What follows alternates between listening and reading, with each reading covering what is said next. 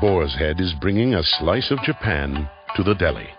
Introducing Boar's Head Ichiban Teriyaki-style chicken. Tender, slow-roasted chicken breast, coated in our signature teriyaki glaze, where ginger, garlic, and a hint of brown sugar meet for a flavor that's both sweet and savory. New Boar's Head Ichiban Teriyaki-style chicken. The bold flavor of Japan. Now at the deli. Only from Boar's Head. Compromise elsewhere. Blog Talk Radio. Here we go.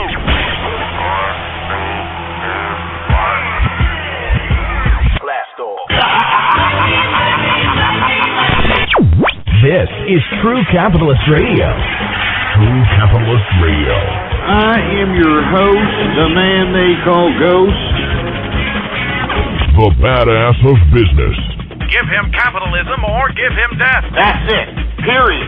Broadcasting from his Skyline office studios in beautiful downtown Austin, Texas. You sound fruitier than a box of Fruit Loops, for Christ's sake.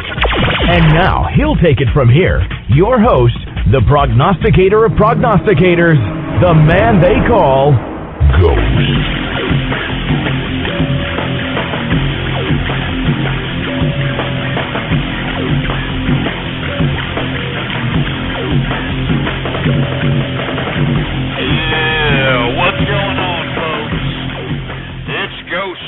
After missing a show from yesterday, we're back. It's Baller Friday.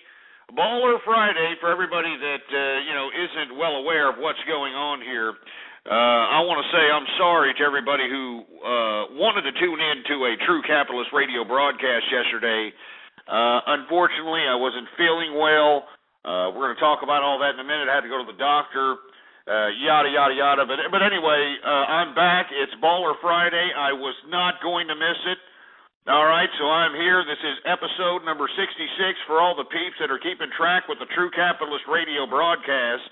And if you're listening live, please retweet the broadcast. blogtalkradio.com/ghost is the link.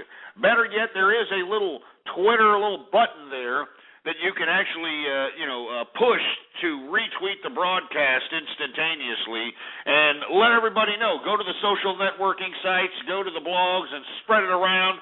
Spread it around like a wildfire, and let everybody know that we're in effect and in the house.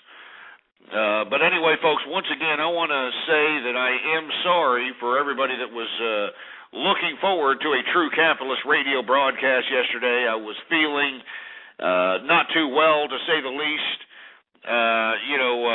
Had a little bit of some chest problems, feeling a little faint, feeling a little dizzy, that sort of thing. So the wife, of course, being the wife, decided, you got to go out and you got to go to the doctor. So anyway, I go to the doctor, and the doctor's sitting over here giving me this babble about, you actually are in high risk for, heart attack and stroke, and not to mention that your lifestyle, which consists of consuming alcoholic beverages on a daily basis and smoking cigars and consuming T-bone steaks and, high cholesterol diets, is just not going to suit you very well. So, as a result, your body is giving you a wake-up call to let you know that you've got to cut down on the fats and you got to go out and eat leaves like a freaking rabbit all day. And you got to go out and drink water, and you got to do this. And, by the way, did I mention that we have to put you on a medication? And not to mention this medication has side effects, so we're going to have to put you on another medication to counteract those side effects. And not to mention that medication has side effects, so we're going to have to put you on this. And they were trying to put me on like 5 or 6 different medications, for Christ's sake. And you know what I told the doctor? I said, you know what? Hell no. Walked out of the damn doctor's office, told my wife, he said everything was fine. He said everything was fine. But anyway, I did have to rest up. Luckily, I took the day off. I didn't even come to the office yesterday, believe it or not, folks. I was, pretty out of it. So this is why I did not have a broadcast yesterday. I want to apologize to everybody who's listening in out there. I am back. It's Baller Friday to everybody who's listening in here. And anybody who's going to, try to tell Ghost that he's got to, curve back on his lifestyle of consuming on high-priced alcoholic beverages, high-priced cigars and 3-inch thick T-bone steaks has got to be freaking crazy. You know what I'm going to do? And let me tell you what I did today to try to curb back. I actually started drinking more. Do you know what I mean? I actually started drinking more. That's what I'm doing right now. So everybody, I'm drinking St. Pauli Girl. Let me tell you something. It's not the bimbo that's driving me to this beer here. And for all those folks that are unfamiliar with St. Pauli Girl, St. Pauli Girl's got this blonde-headed, beer-maiden, lederhosen wearing, big-titted bimbo on the front cover of their bottles. And, a lot of people would say that, oh, Ghost, you're buying it because of the bimbo, and you know it, and I know it. It's actually a good beer. It's actually a good imported German beer. Of course, it is German. It's imported from Germany. Slogan, Volkswagen. So, anyway, cheers to everybody out there. I'm drinking more. All right, that's what I'm going to do. I'm drinking more here. And not only that, I look at it like this, all right? I went to the doctor yesterday. The doctor told me, look, your lifestyle, it's not conducive to healthy living. Your body's reacting to, indulgences of, high meats, fats, cholesterol, drinking high-priced alcoholic beverages, smoking cigars. And he wants to put me on medication. Look, all I'm going to do is I'm going to cut back on the cigars. All right, I mean, because I do smoke a lot of cigars. I'm going to be completely honest with you. When I'm out here at the bars on 6th Street, I'm at the rooftops, of course, because you can't smoke on the inside the bar. So I'm at the rooftops blazing cigars, and that's what I like to do. I like to go to Babalu's over here on 6th Street and blaze a cigar in there. I mean, I like cigars. It's a good nicotine rush, not to mention that I do consume an alcoholic beverages. So what I'm going to do is just kick back, all right, kick back a little bit on the cigars. I'm going to not necessarily continuously feed myself dead carcasses of old animals. I'm going to try to curve back a little bit on the meats, because that's basically the consistency of my diet, which it's just some dead carcass of some animal, pig, chicken, especially beef. Oh, my God. I mean, basically 80% of what I eat every week is beef-related. Artery-clogging triple cheeseburger, or, a 3-inch T-bone steak, or, brisket. Oh, I love good barbecue. Barbecue especially. I mean, this is what I like. This is what I do. It's what I indulge in. So what I'm going to do is I'm going to take a step back from that sort of thing. Not to mention, I hate to sound like some fruity-ass bastard, but I maybe, I might get some kind of exercise equipment. Seriously, I know people are like, oh, give me a break. Get some exercise equipment up in here. Not to say that I'm out of shape here, because I can still kick some ass. Don't get any ideas here, Don't get any ideas that I'm just some, flabby-ass, beer-gutted bastard here. It ain't nothing for me to whoop a man's ass. Let me put that on the table right off the bat. All right, it ain't nothing for me to whoop a man's ass. But at the same time, we have to, exercise our cardiovascular. We've got to do certain things so that we can be, keep our bodies up to shape, that sort of thing. So I'm thinking about buying a piece of machinery or getting on something. But let me tell you what I'm going to do. I'm going to drink a lot more. I'm going to keep drinking, and let me explain why I'm going to keep drinking.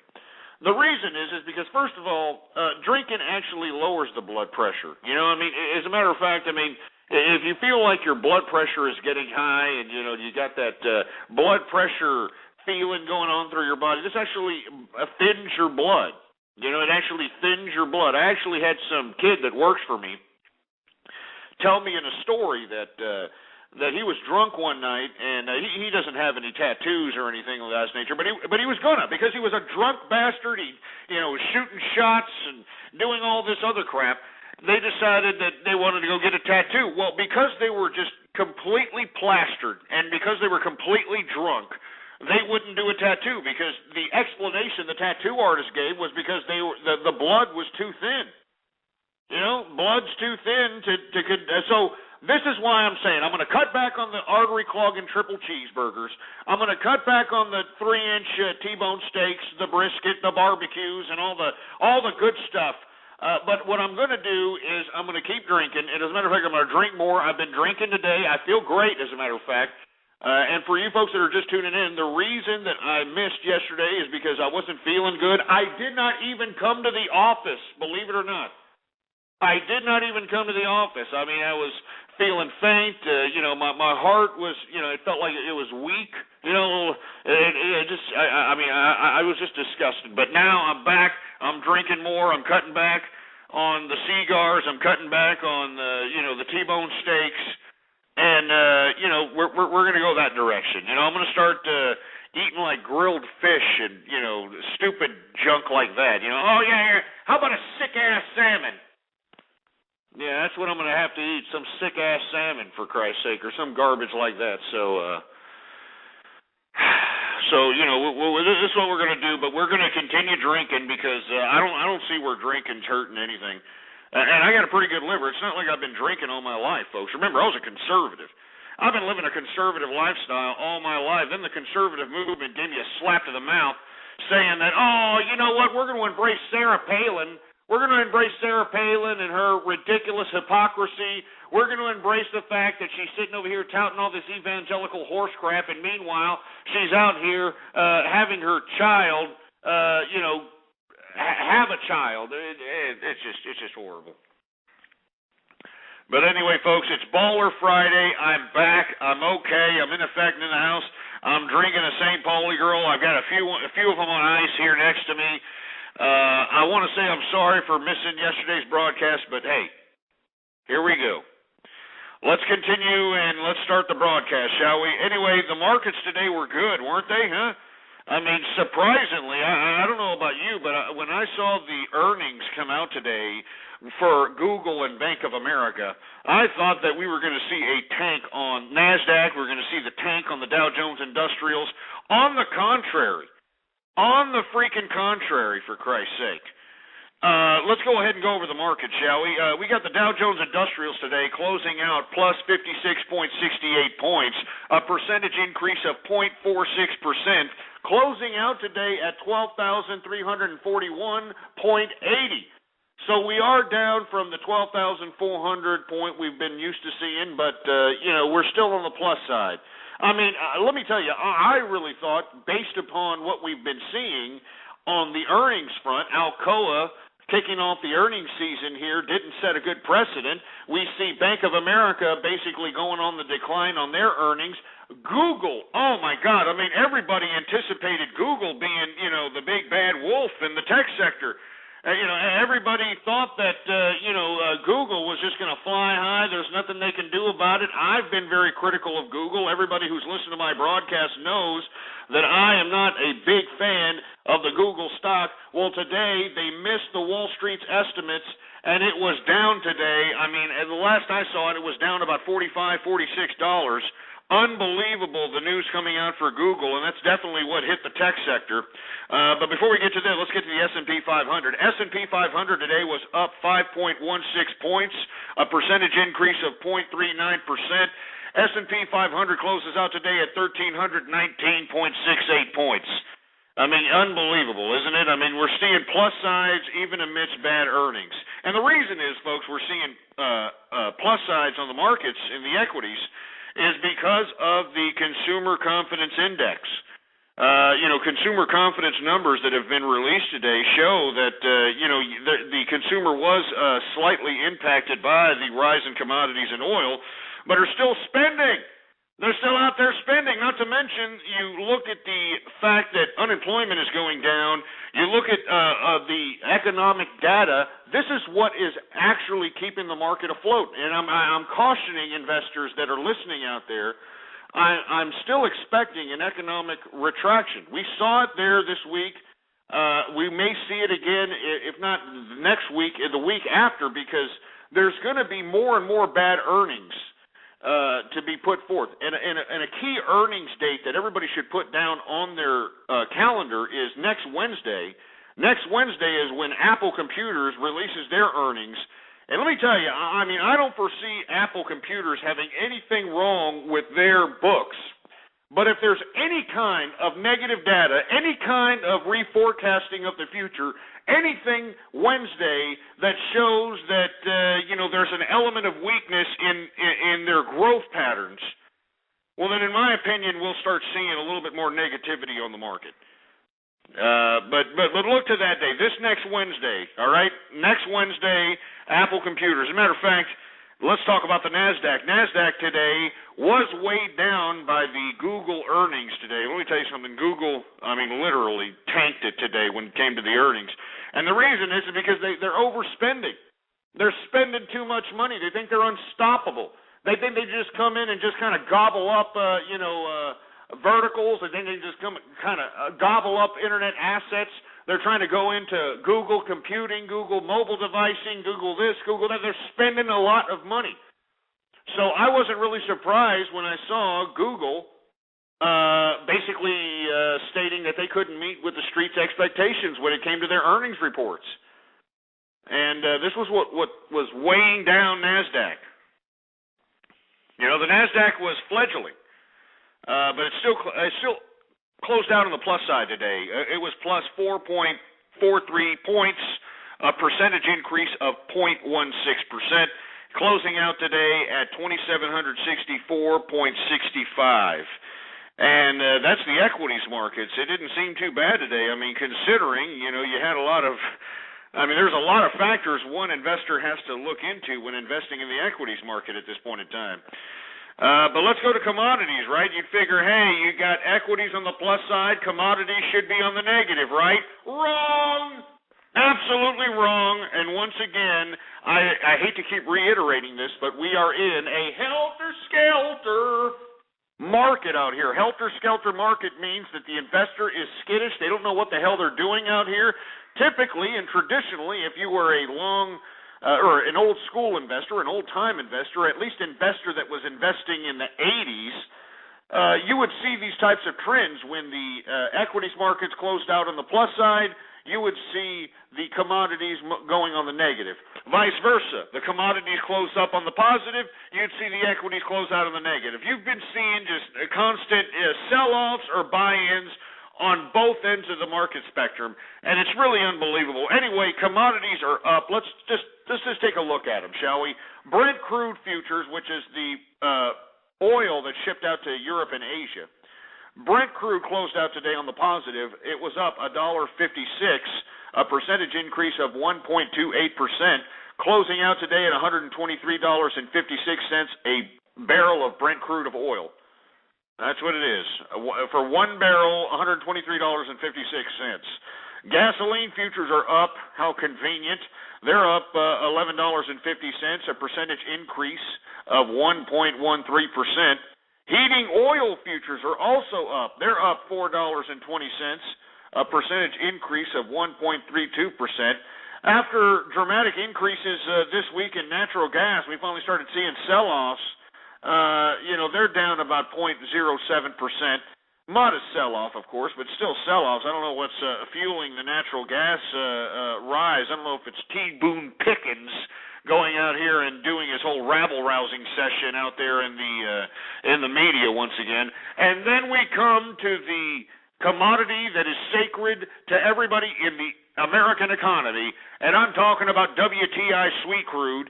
Whether you look into the market, whether you're participating in the market, whether you care about the market or not, WTI sweet crude should be on the minds of every American, and that price, once again, is going up. Once again is going up. After we saw decreases in WTI sweet crude, it has gone up. It is up again, $109.46. It increased today at $1.35, a percentage increase of 1.25%. This is not looking good for the economy, folks. I'm telling you this, not right now. We need to see this WTI sweet crude oil price at least $99 and under. We need to see this, and it doesn't look like it's going to be. It doesn't look like it's going to be happening anytime soon, folks. So once again, I'm cautious when going into the equities markets, folks. Unless you see some good lows And once again, what's Ghost 3 fundamentals? Well, first of all, what's Ghost 3 keys to picking out an equity in the stock market? What are they? The 3 keys of Ghost's strategy for long-term investment in the equities market. First of all, fundamentals. If the stock that you're looking at has good fundamentals, which is low PE ratio, low debt-to-earnings ratios, and everything looks good on the fundamentals end, high cash flow, decent balance sheets. Secondly, they have demand, like future demand and continuous demand. Whatever stock that you own in whatever sector is going to have demand, at least for the next 2 to 3 years, you know that you're going to have a stock that's going to increase. All right? And last but not least, the third one, profits, profits, profits, baby. Because let me tell you something, the investors follow profits like flies do to crap. And if you have those 3 elements of your equities, you're going to be just fine. No matter if your equity is taking a beating right now, because let's be honest, the investors aren't really appreciating actual legitimate investment. They're not looking at profits. They're looking at over-speculation. Let's be honest. A lot of these equities out here are very overpriced, and I caution the investor, be very wary about any of these damn stocks that you're investing in out here. Ancestry.com, nothing against the company, of course, but what is it trading at, $30, $40, $50, something of that nature? I don't know. I don't keep up with the stock. But I saw it recently at that price, and I'm thinking to myself, why exactly are investors going after this particular stock? Yeah, it's got, off of its IPO, yeah, it's got some profits, but what's the growth potential of this kind of service? What's the growth potential? What's the profitability in the future? It's disgusting. There is none. So that's why I insist, everybody that's listening within the sound of my voice that's concerned, and you still want to get in the equities market, because there are plays in the equities market, just don't go out blindly thinking that you're going to be able to throw a dart at some stock on the wall and be able to, profit. You have to actually do your homework here.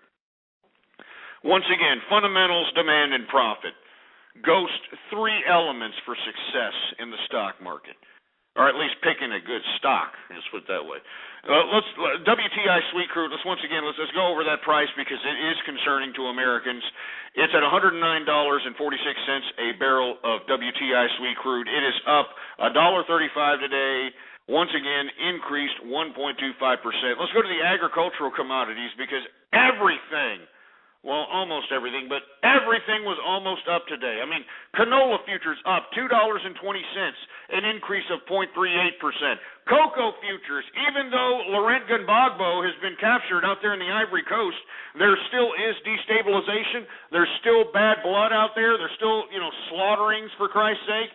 It's just a despicable situation what's happening out there. So the price of cocoa is rising. It's up $30 today, a percentage increase of 0.96%. Coffee is up and up and up, huh? It's up today $5.95 today, an increase today alone of 2.09%. That's pretty good gains in the coffee's future for one day. Let's go to the corn futures. They're down today, and it's good to see corn futures down because I'm sick and despicable down. Tired of paying $1 per ear of corn, for Christ's sake. Yeah. You don't even understand how bad that pisses me off. I'm from Texas, all right? I'm from Texas. I'm used to 9-10 ears of corn for $1, 1 ear of corn for $1. And once again, you can thank our government with their stupid corn ethanol subsidy, which is basically burning food. That's what they're doing, burning food. So I hate to beat a dead horse with that, and you all know my views on that particular subsidy, so pass it on. Cotton is down today, even though it's 100% increase from last year, but it's down today 60 cents. Wheat futures are up today. $3.75, percentage increase of 0.48%. Sugar, for some reason, is down modestly. They're down 9 cents in the sugar futures market, a decrease of 0.39%. Soybean futures are up. They're up 50 cents, a percentage increase of 0.04%. We're starting to see some buybacks on lumber, folks. What I've been saying, I've been saying that lumber's been decreasing every day for the past 2 weeks up until 3 days ago. All right? Up until 3 days ago, we've seen decreases in the lumber's market every single day except 3 days ago. Now we're starting to see buybacks. These bottom feeders are starting to buy back in. I think they're anticipating growth in a variety of different emerging markets that are going to need these types of potential materials for rebuilding or building, that sort of thing. So in my opinion, this is why you're seeing an increase in the lumber's market. Once again, lumber futures are up $9, a percentage increase today of 3.38% in the lumber futures. Not bad on a day's trading. Oat futures are up $1 today. $1, an increase of 0.26%. We've got soybean oil futures down today 2 cents. And wool, I mean, we saw a little bit of modest increases, a little bit of modest spiking in that market. Mass sell-off today, down $22, a percentage decrease of 1.67%. Unbelievable. Let's go on to the copper futures and the precious metals, the industrious metals, the metals, all right? Because let me tell you, you know what Ghost is about to do, right? You know what I'm about to do? I'm about to toot my own horn because I have been bullish on gold ever since I started this program. I've been bullish on silver ever since I started this program, and I'm still bullish. I still see nothing but potential growth on a variety of different factors. We discussed it in a blog that I posted out. You could probably Google it and find it. But copper is decreasing today because, remember, we've been seeing all-time highs on copper, and you're seeing a lot of sell-offs. I would wait for this to sell off a couple of days more, but watch this price of copper, folks, because there's going to be a bottom on this, and we're going to see another dramatic spike upward. Because let's be honest, we've got a lot of emerging markets on here, not to mention we've got Japan that has to rebuild. And what you should be doing a Google search for is how much copper wire does it take to rebuild or to put in a big jumbo jet? How much copper wire does it take to put in your average condominium rebuild? I mean there's a lot of potential copper growth in my opinion, aside from the Japan devastation rebuilding. Emerging markets throughout the international community are becoming big time. As a matter of fact, yesterday, while I was at the doctor, believe it or not, I told the bimbo while I was waiting at the doctor's office yesterday, they were putting it on some stupid dumbass View or some garbage that I just did not want to watch. So I actually convinced the bimbo that, this stupid vocationally taught, broken English bimbo to change the channel so I can watch some business because that's what I do. Anyway, I had her change to of all places, Bloomberg, and I do like Bloomberg, but I actually like Fox Business a lot more. I heard yesterday that there was an IPO of a McDonald's South American division for $17. I forgot what it was called. Jesus Christ, Arcos. Jesus Christ, I forgot what the IPO was, but. That just goes to show you that, emerging markets in the international community are flourishing at such a rapid rate that you've got McDonald's, the Golden Arches, they are actually launching an IPO, a whole subdivision of their company that has their own stock traded. So there is a stock right now being traded for McDonald's, specifically towards the South American markets. And right now I think there's like somewhere between 14 and 1,800, I believe, 14 and 1,800 McDonald's throughout South America into the Caribbean. So once again, the reason why I'm saying this is to show everybody that emerging markets are there and the copper demand is there. Copper is an industrious metal. It is something that is always going to be in demand. And I'd watch for this to take a couple of more dips, but I'm still bullish on copper, no doubt. And you can play copper whether it's through the futures market, miners, manufacturers of wires, that sort of thing. So you do your research on how to take advantage of these copper plays, but I'm extremely bullish on copper. Now let's go to gold. I know people were critical of me. They were saying, "Oh, Ghost, you're bullish on gold, and it just hit its all-time high, and then it took a bad sell-off, and now it's going to go down." Well, you know what? You're eating your goddamn words. And you know who I'm talking to. All you bastards that emailed me up when, the all-time high was at 14.6 or 14.60 and change, something of that nature. You all said that it's not going to get any higher than that this and that. It's not, why are you telling people to go into gold? It's not going to hit 2,000. It's not, why are you getting people into silver? It's not going to hit $50. Well, you know what, folks? Let's take a look at the metals, shall we? The precious metals. Gold today was up $15.20. Let me repeat that again. $15.20, a percentage increase of 1.03%, baby. Let me tell you the price of gold at this point in time. I know people were like, oh, come on, Ghost, how are you telling people to go in at 14.6? I mean, let me tell you, because we're flirting with 2,000. First of all, we're about to, cross the 1,500 line, okay? But we're flirting with 2,000, in my personal opinion.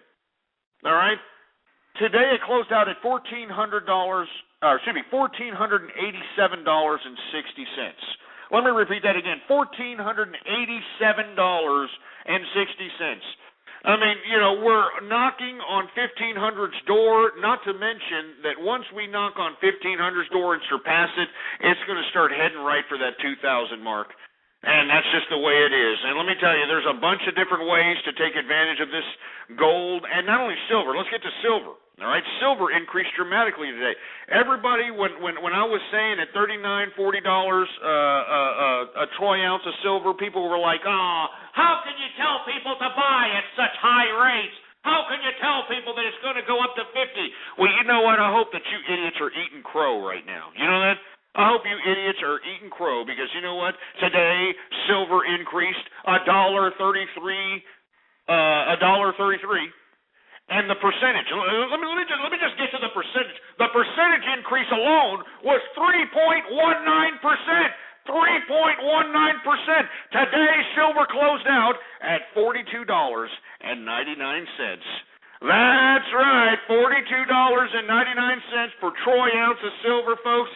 I bet all you people that were listening to me at 38, 39, being a little suspicious, wondering, man, I don't know this is kind of high. I don't think it's going to go up to 50.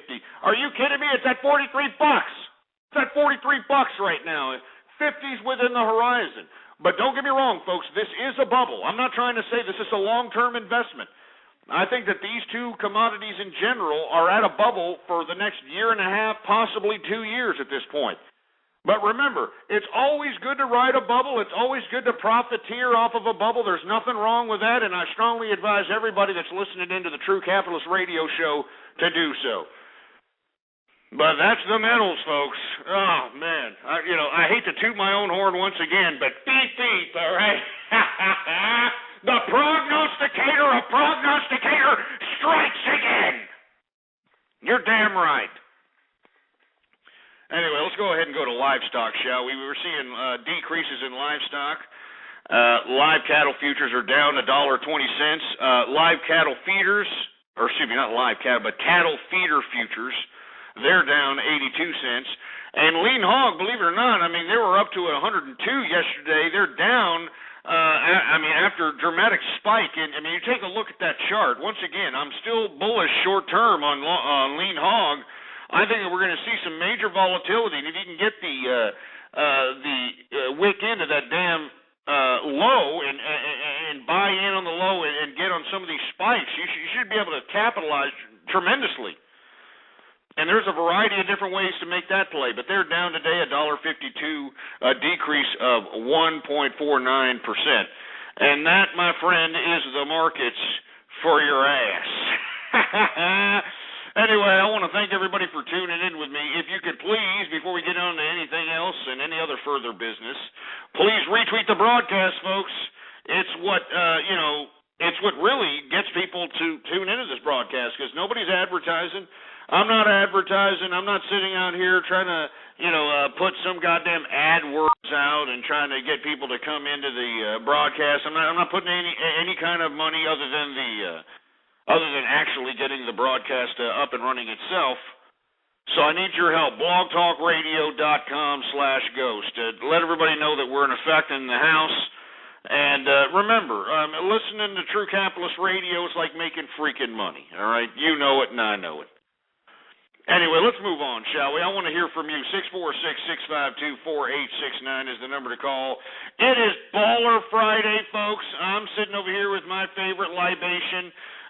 Right now I'm drinking a St. Pauli Girl. As a matter of fact, I'm halfway done with this one. Let me go ahead and chug this one.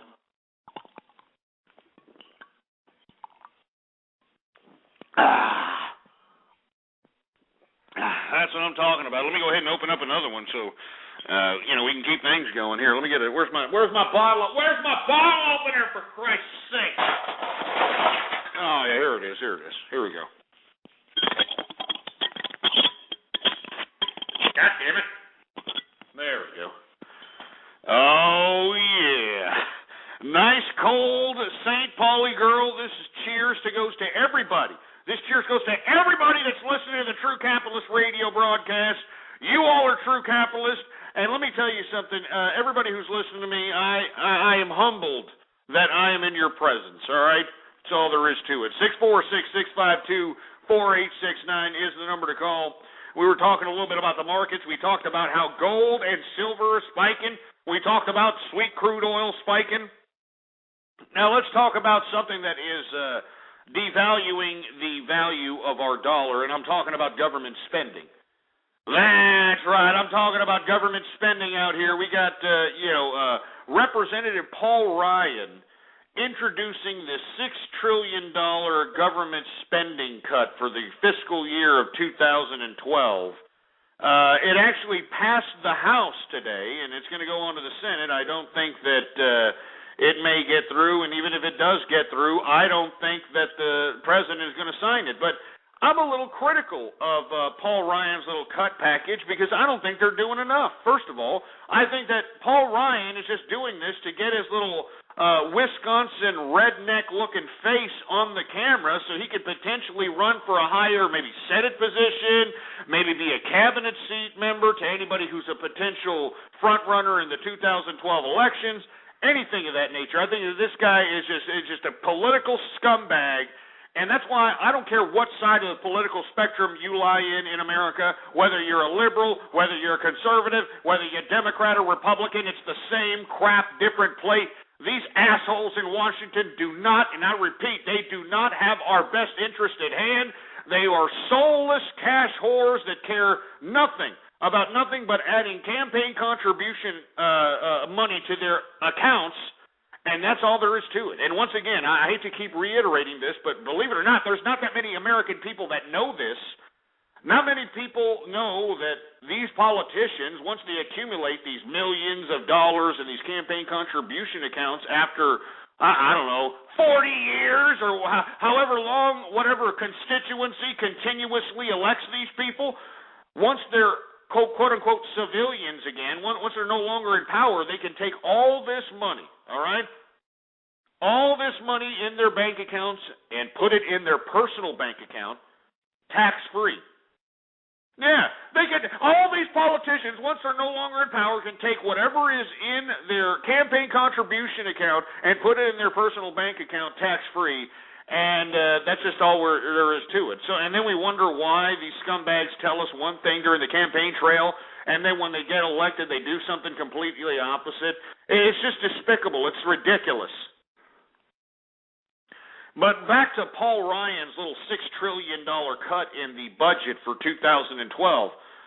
One thing that he wants to cut is Medicaid, Medicare, which, believe me, I am all for. I think it's a disgrace that, first of all, we have the government basically allowing health insurance to exist. I mean, that's what Medicaid and Medicare does. It allows health insurance to exist. Not to mention that Paul Ryan's little alternative is just to give people vouchers so they can go out and get health insurance. And I think health insurance is what's really corroding the whole idea of getting health care or obtaining proper health care. I mean, why exactly do we need to pay health insurance, a middleman, when we are the ones being treated for health problems? I don't understand why I, as a capitalist, as somebody who makes money, why I can't go to a doctor who I feel has the capability of remedying my ailments, or why I have to go to a doctor that whatever insurance company tells me to go to. I think it's a disgrace. I think the whole insurance, the health insurance idea is a disgrace. I think it should all be privatized. I think that anybody should be able to go to any doctor. They should be able to pay out of pocket, and they should be able to go. But no, that's not how it is. You want to know why? Because we got these lawyers suing doctors, for Christ's sake, for malpractice suits. This is what's really causing the price of health care to go up, folks, is that doctors who practice in the field have to pay almost 60+% of whatever they earn to malpractice insurance for their practice. So that's where, first of all, the cost is going up. Secondly, we have this insurance crap that, is being set precedent. And what makes me sick is that they limit the amount of money that a practitioner can make.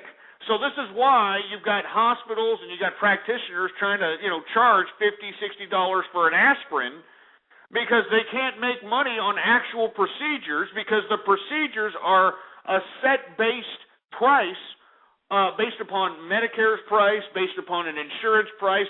It's just the most bureaucratic bunch of garbage when it comes to this health insurance crap. Why exactly can we not be and let the medical industry be private in general? I mean, there are models for this. People are like, oh, Ghost, that wouldn't happen. I mean, come on. I mean, how could that happen? People would be stingy. People would be selfish. Are you kidding me? Everybody gets sick. Everybody's going to get an ailment. The market is open. If we allowed these doctors, these innovators, these people that build medical instruments, if we allowed these people to be able to capitalize off of these innovations instead of, regulating the market, is what basically insurance companies do, we'd be able to see the cost of healthcare go down dramatically. And I'm serious about this. I think it's a disgrace that our insurance company is billed, whatever it is, $100 so we could go see these stupid scumbag doctors, these scumbag doctors, so they could just sit over here and pump us pills, for Christ's sake. And you want to know why these doctors are doing this? Because that's how they can make money. There's no other way to make money. The incentive under this current system, the incentive for a doctor to be the best practitioner and the best remedy practitioner, the best cure, it's not there. I mean, there's not enough money there. You know where the money is under this current system, under this healthcare system, Medicaid system, all this crap? It's to keep people sick. It's to keep people with side effects. It's to keep people on medications. It's to keep people on hover-rounds that are all paid for by Medicaid, Medicare, and I think it's a disgrace.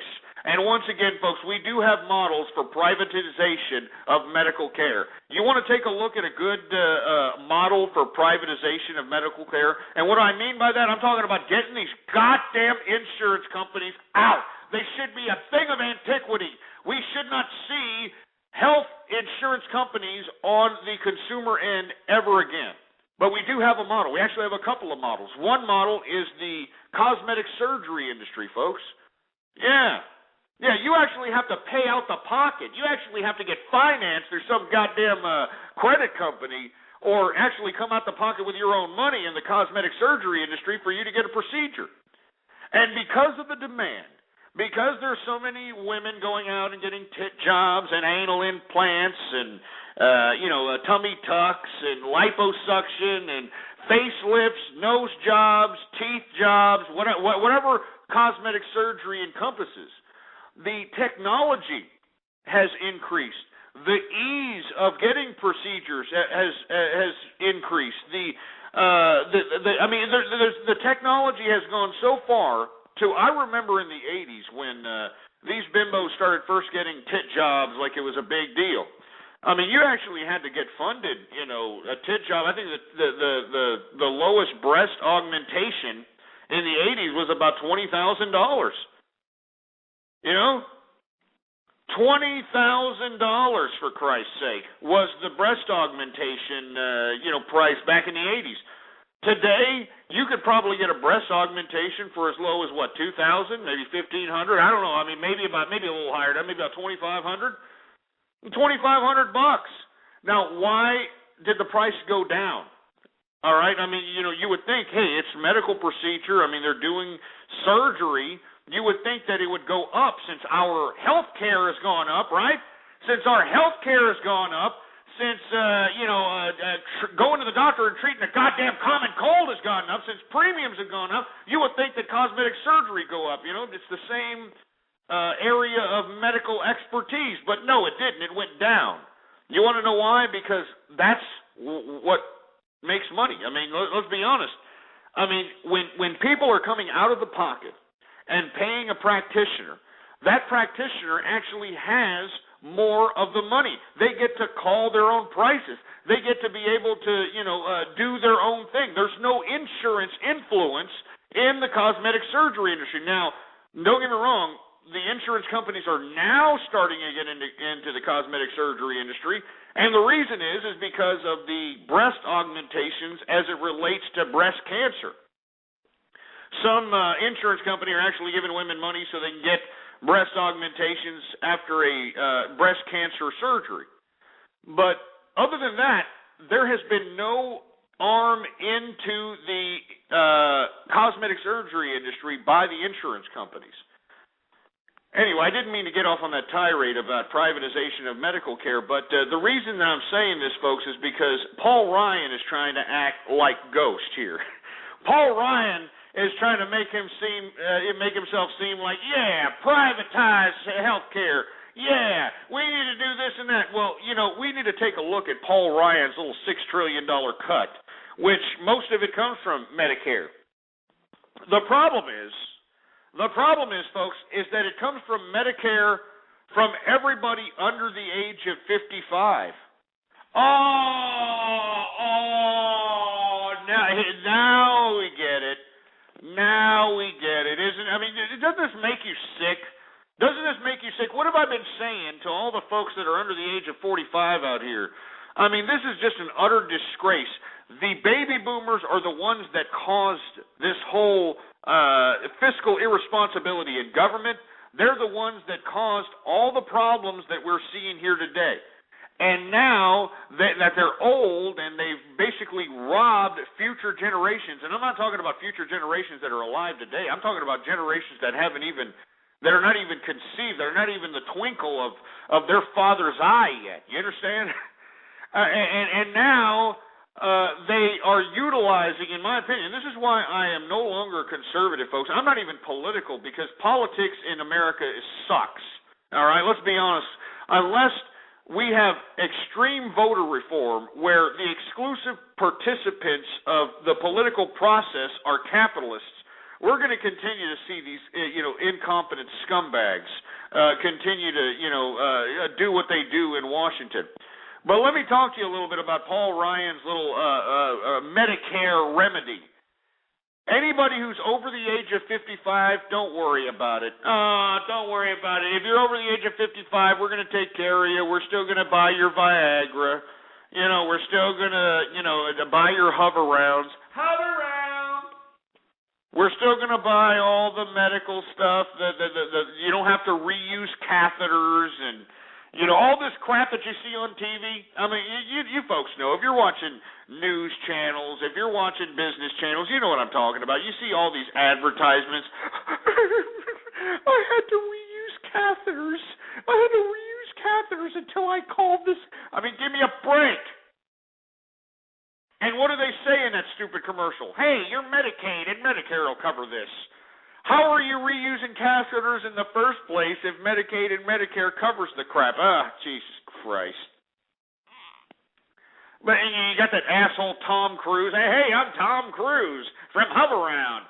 Come on down here and we'll give you a Hoveround. It doesn't matter. We'll call your insurance. We'll get your Medicaid, Medicare involved. If you can't, we'll try to get you some financing. And if you can't do that, we'll figure out a way to get you a damn Hoveround so you can be one of these fat, bloated piece of Jabba the Hutt cellulite dripping off of your damn pant line bastards that are rolling your stupid hover-rounds around shopping centers in America and pissing off people with a prime directive that just want to get in and get out without hearing some fat asshole backing up their hover-round and having that sound go meep, meep, meep, meep, meep. I mean, Jesus Christ.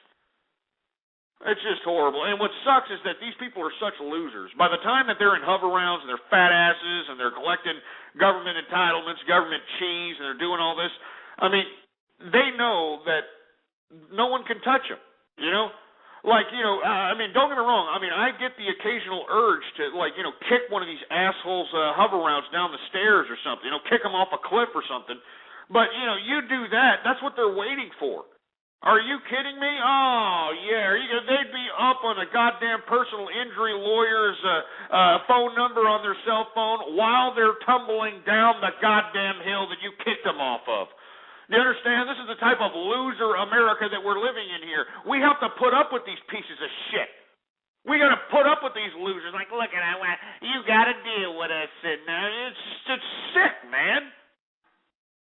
Good God. Anyway, I know I'm going off on tirades here. I'm supposed to be talking about Paul Ryan's little so-called cut in the deficit, the $6 trillion cut.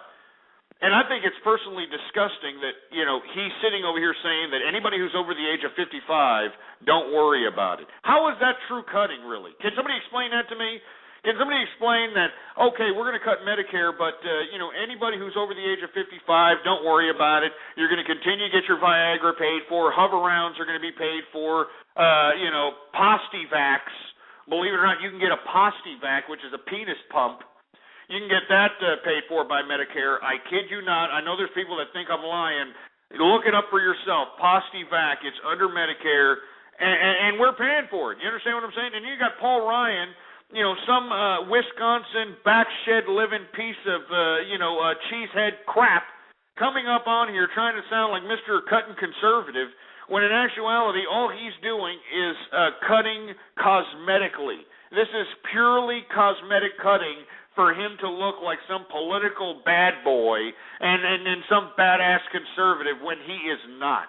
When he is not. You want to talk about serious cutting? Let's talk about just getting rid of Medicaid, Medicare. Let's talk about just getting rid of Social Security. These are the things that are haltering the progress of health care, in my opinion. I think that Medicaid and Medicare is what's haltering the progress of medicine.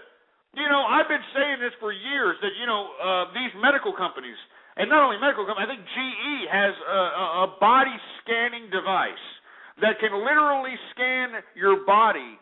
And not just scan your body in the sense of scanning, you know, what's inside. They can basically scan the inside of your organs.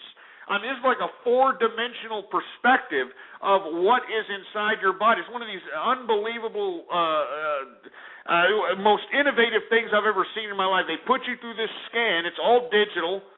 And you can actually see your liver, your heart, your intestines, and if there's anything wrong in there. I mean, you would think that this type of technology, right, since we have it to where if there's anything wrong with you, you think there's something wrong with your heart, you think there's something wrong with your stomach, you think there's something wrong with this, you can go into this scanning device and it scans your entire body, not to mention that it actually scans it to where you can see your muscles if there's any tears. You can actually see inside your knee if there's any, kneecap problems. You can look inside your rotator cuff if you've got a rotator cuff problem. I mean, it's one of the most unbelievable machines I've ever seen in my life. Now, why exactly have we not seen this out here in hospitals, practices all over America? Because it costs too much. And now, why would it cost too much? People are like, well, doctors make a lot of money, Holmes. Doctors make a lot of money. Why it cost too much? Not fair. They got it, man. Why they cost too much, man? Well, it costs too much because, once again, practitioners and hospitals have to pay 60+% on malpractice insurance. 60+% of their income. 60+% of what they make, man.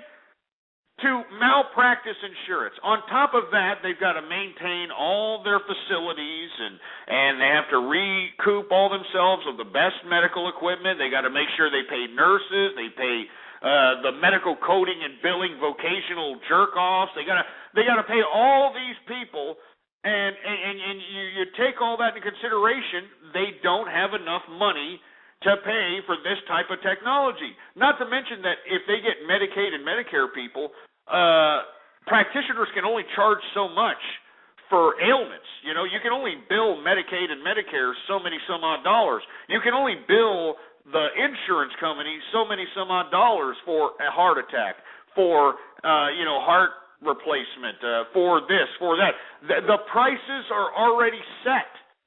So it makes the practitioner look bad when the practitioner bills the insurance company for $50 for an aspirin and $50 for this, because they have to maneuver and play this cooking the books type of trickery so that they can be able to maintain some kind of a profit as a practitioner.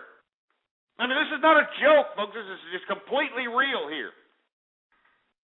And in my personal opinion, I just think that, it's the insurance companies that are causing the problems here, folks. And in my view, when I look at the cutting that Paul Ryan is trying to initiate in the 2012 budget, it's completely cosmetic, man. Completely cosmetic. What makes people that are over the age of 55 any different from those under the age of 55?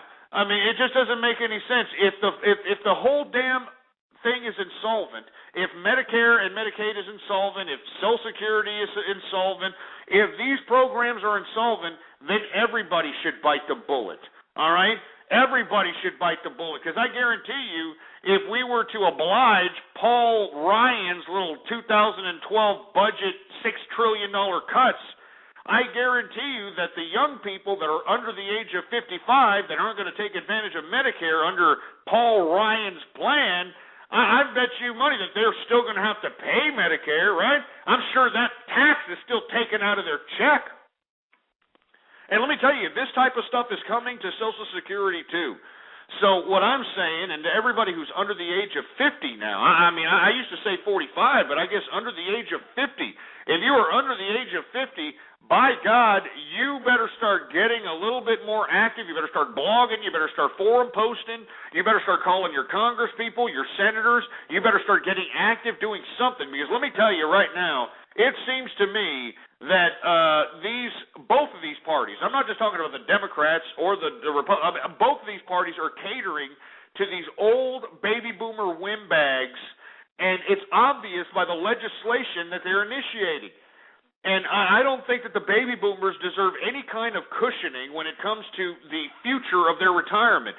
These people are the ones that caused this problem. These people are the ones that created this overtaxation, this overspending, this bureaucratic government of we're going to put fat taxes. And I mean, this government gone wild was created by the baby boomers. So why exactly should we give two rats' asses if they can afford health care, if they're going to get Social Security? Why exactly should we care? They're not caring about the individuals that are out there, the young people that are in debt, $50,000, $60,000 because they went to college, because the baby boomers told them that it was, going to get them the American dream, and then they come out here to the workforce, and all they can get is a barista job at Starbucks. And on top of getting the barista job at Starbucks, they get Social Security and Medicaid and Medicare taken out of their check, which they're never going to see in their entire life. They're never going to see that. So I'm saying, why exactly is Paul Ryan, trying to look like Mr. Cutter, I'm Mr. Fiscal Responsibility over here. This stupid, dumb little $6 trillion in cuts is completely cosmetic, and anybody who's backing this up, you're either a baby boomer or you're an idiot. Bottom line. A baby boomer or an idiot. And Paul Ryan, you're an imbecile yourself. You're a backwoods, cheese whiz guzzling piece of Wisconsin back outhouse garbage. And if you really wanted to show your balls, you would have went out there and started cutting what we really needed. We really needed Social Security out. Medicare out. How about the Department of Education? Take that the hell out of here. You know, I mean, the Department of Education is the cause of a lot of this problem. They're the cause of a lot of this problem. Why are we continuing to fund this crap when all they're doing in school is creating social environments to corrupt children? All right, the administrators aren't doing their jobs. The teachers aren't doing their jobs. Nobody's doing. Just get these goddamn bureaucratic pieces of machinery. Get them out. Get them out, and that. You, my friends, you will start seeing major cutting. You'll start seeing value coming back in the American dollar, and that's all there is to it. And I know there's people that are sitting over here saying, "Oh, Ghost, how can you say that? What are my kids going to do? My kids." Well, you should have thought about your kids before you shitted them out of your uterus pipe. Maybe, just maybe, you should have been a little fiscally responsible. But, of course, asking anybody to be responsible today is like, asking somebody to walk a tightrope, from one building to the next. I mean, it's maybe some of them can do it, but most of them can't. It's just disgusting. It's horrible. But that's the reality. Anyway, folks, we're in the second hour of the True Capitalist radio broadcast. Of course, I am your host, the man they call Ghost. And once again, folks, I want to thank everybody for tuning in with me. Once again, we're seeing politics as usual out here with these dumbasses in Washington passing the so-called Paul Ryan's $6 trillion spending cut package for 2012. It's completely cosmetic. It's not going to cut a thing. It's not going to bring any more integrity into the American dollar. It's disgrace. All right? It's utterly disgraceful. And you know what, Paul Ryan? You're an idiot. You're a moron. You're a twerp. You're a piece of trash. And anybody who knows Paul Ryan, you tell him I said that. If you really wanted to cut, why exactly did you put this clause in your little $6 trillion package that everybody over the age of 55 is not going to be impacted by the cuts that you're proposing? Huh? Can you explain that to me? Why don't you explain that? Stupid asshole. Screw you, Paul Ryan. You're lucky. You're lucky that, you're under the veil of the government institutionalism, because let me tell you something, sir.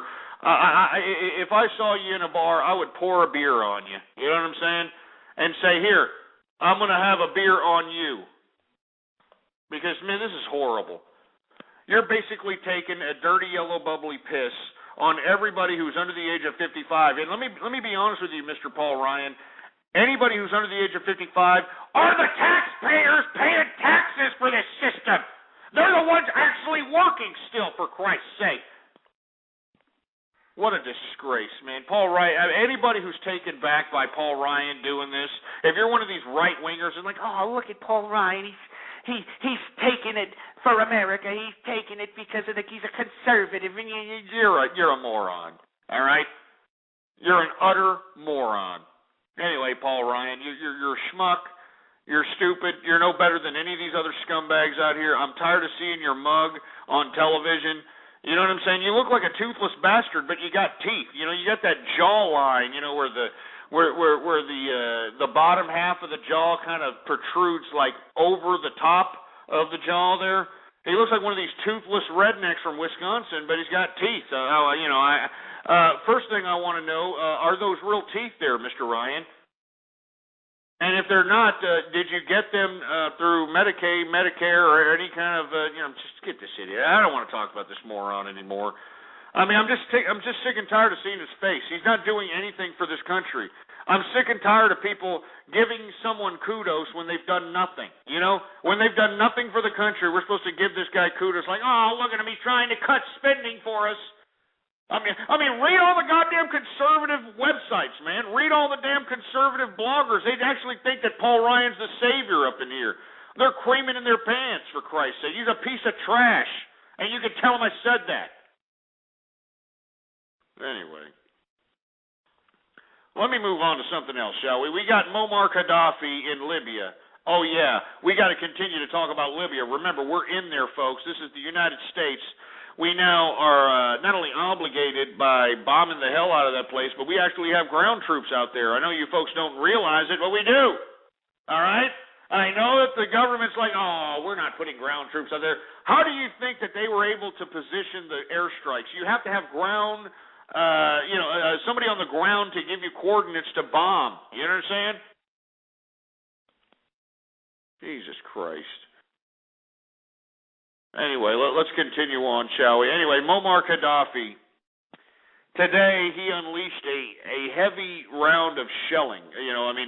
Bombed the hell out of some western city in Libya, knowingly killing civilians. So this is another slaughtering by Gaddafi, basically telling the people that if you're going to take the side of the NATO, of Britain, France, or United States, or whoever's running the show out here, he's going to keep killing you. And, man, he shelled the hell out of a western city in Libya. And literally, the reports aren't even out yet on how many people were killed, but there were lots of people killed. And wasn't the point of us intervening in this whole Libyan situation, wasn't it to prevent this kind of crap? I'm just asking. That's all. Wasn't it to prevent this type of stuff, this type of so-called slaughter? The dude is shelling his own people. You know what I'm saying? He is shelling his own people, killing them, and I don't understand how NATO, France, Britain, United States, whoever is in charge of this military theater, I don't understand how exactly this is helping the Libyan situation. Can anybody explain this to me? This man just shelled the hell out of his own people. I want to hear from you. Maybe you're a liberal. Maybe you're one of these Obama supporters, and you think that, I'm giving the guy a bad rap, or maybe I'm just going off keister. I want to hear from you. Give me a damn call right now. 646-652-4869 is the number to call here. All right? Seriously. And not to mention, it's Baller Friday. That's right, Baller Friday, baby. And let me tell you, I'm drinking right now. Hopefully you're drinking. I've got a St. Pauli girl here, once again, with the big beer garden, lederhosen, bimbo, big-titted, broad, blonde on the bottle here. But that's not why I bought it. I bought it because it tastes great. It's a great-tasting German beer. And I want to say cheers to everybody out there who's listening in to me. Cheers. Let me go ahead and take a chug here.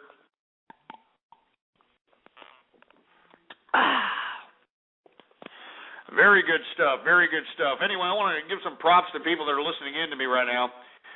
We got Buck Styles in the house. What's going on, Buck Styles? Felix and NJ's in the place. Future DMB. What's going on, man? Jeannie Santorini in the house. We got George Orwell in the place. And we got a whole bunch of guests, man. Got a gang load of guests up in here. My kids up in here. What's going on, my kids? We got the Nigerian in the place. Peter Bergnon.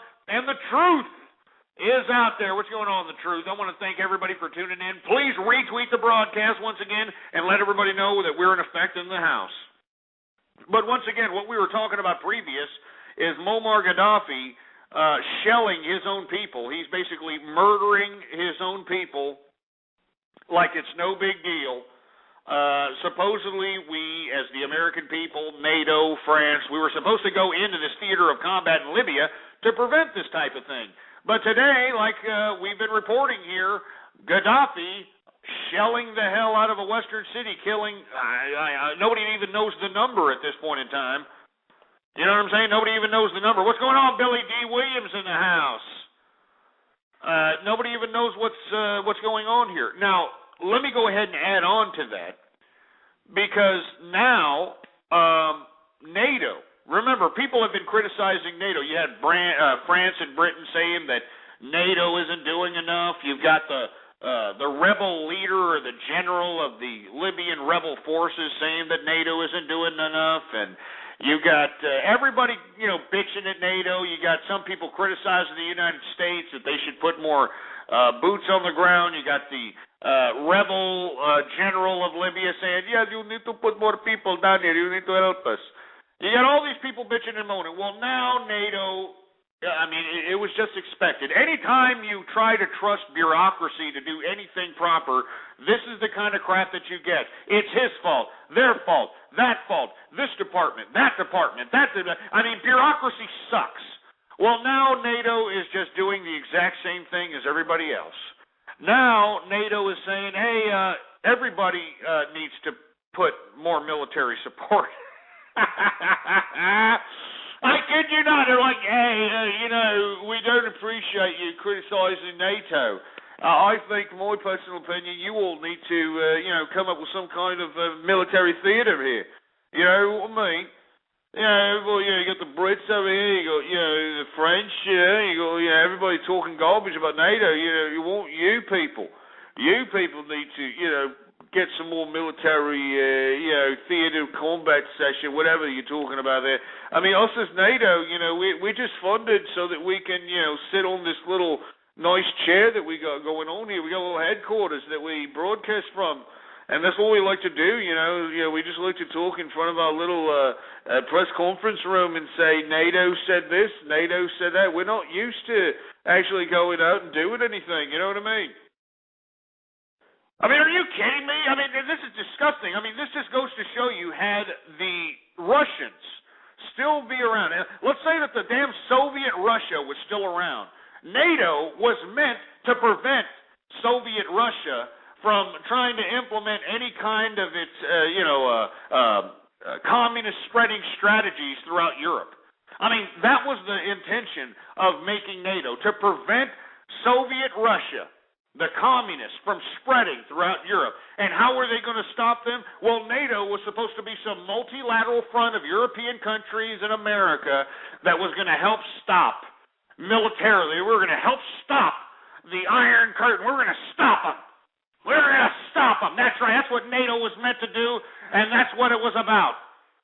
I mean, and look at them now. They're bitching. They're bitching that now more of the NATO members need to do more militarily in Libya. This is an utter disgrace once again, and I hate to keep reiterating this, but I can't believe that our government is relying on these international institutions that are completely incompetent. Let me tell you, all these episodes throughout the international community, all of them, all the butchery in the Ivory Coast, the destabilization in the Middle East, the Pakistan situation, the Pakistan with India situation, Afghanistan, the South American leftist situation. I mean, I could give you countless destabilized, uprisings from radical factions that the United Nations or NATO or any one of these international institutions could be butting their ugly head into, but they're not. All right? They're not. They're not doing a goddamn thing. And that's why I'm saying that bureaucratic institutions on an international level are not going to work. They're not going to work. And I know that, people want to sit over here and make arguments that, we need some kind of a globalized, government institution so that we can be able to, somehow have some kind of cohesive civility. But in my personal opinion, I think that cohesive civility is going to come through the spread of capitalism, and it's going to come through the spread of minimal government. And let me repeat that again, minimal government. I mean, government's job is there to protect property, all right, because without the protection of property, you cannot have capitalism, and also to make sure that the element of civility is there, to prevent chaos. I mean, that's what a government's meant to do, to prevent chaos. Let me tell you, chaos is not being prevented with the United Nations and NATO. So anybody who's trying to give NATO any kind of credit, anybody trying to give the United Nations any kind of a credit, it should be put in your mind right now that it's pointless. So whenever I hear a politician, especially a president, sit over here and say, oh, we got to go through the United Nations, oh, we got to go through NATO, screw the United Nations and screw NATO, all right? They are incompetent institutions that can't do anything. I mean, look at NATO, for Christ's sake. I mean, what if Red Russia was around, for Christ's sake? What if Red Russia was around? They wouldn't be able to stop Red Russia. They can't even stop Gaddafi, some plastic-faced Michael Jackson asshole in the middle of some desert in a tent somewhere, for Christ's sake. They can't even do this. And NATO, believe it or not, the whole reason NATO is around was to stop the Iron Curtain from influencing Europe. This just goes goes to show you that wouldn't have happened. I bet you Russians everywhere are like, look at these. We could have crushed them. We could have crushed the NATO. We could have crushed them. Yeah, it's showing. I'm gonna tell you, NATO's showing its ass when it comes to this ridiculous military theater in Libya. Anyway, folks, I want to thank everybody for tuning in. 646-652-4869 is the number to call. We've got people asking me where I was at yesterday. I said in the beginning of the program, the reason I was absent was because I wasn't feeling very good. I didn't even show up to the office here. I was feeling a little bit of chest pains. Feeling a little bit of lightheaded, dizziness, that sort of thing. Didn't really feel very good. Felt weak, so to speak. So the wife forced me to go to the doctor. Went to the doctor. Of course, the doctor sitting over here saying all this garbage. Then, well, your lifestyle, which consists of drinking an alcoholic beverage, and you're a business owner, which has a lot of high stress. And not to mention, what we're going to do here is we're going to give you a medication here to lower your cholesterol, and then we're going to give you another medication that's going to counteract the side effects from the cholesterol medication, and then we're going to give you another medication that's going to counteract the side effects from the side effects of. I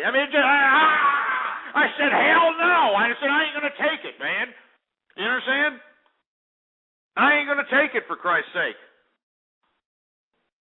No. You know what I said?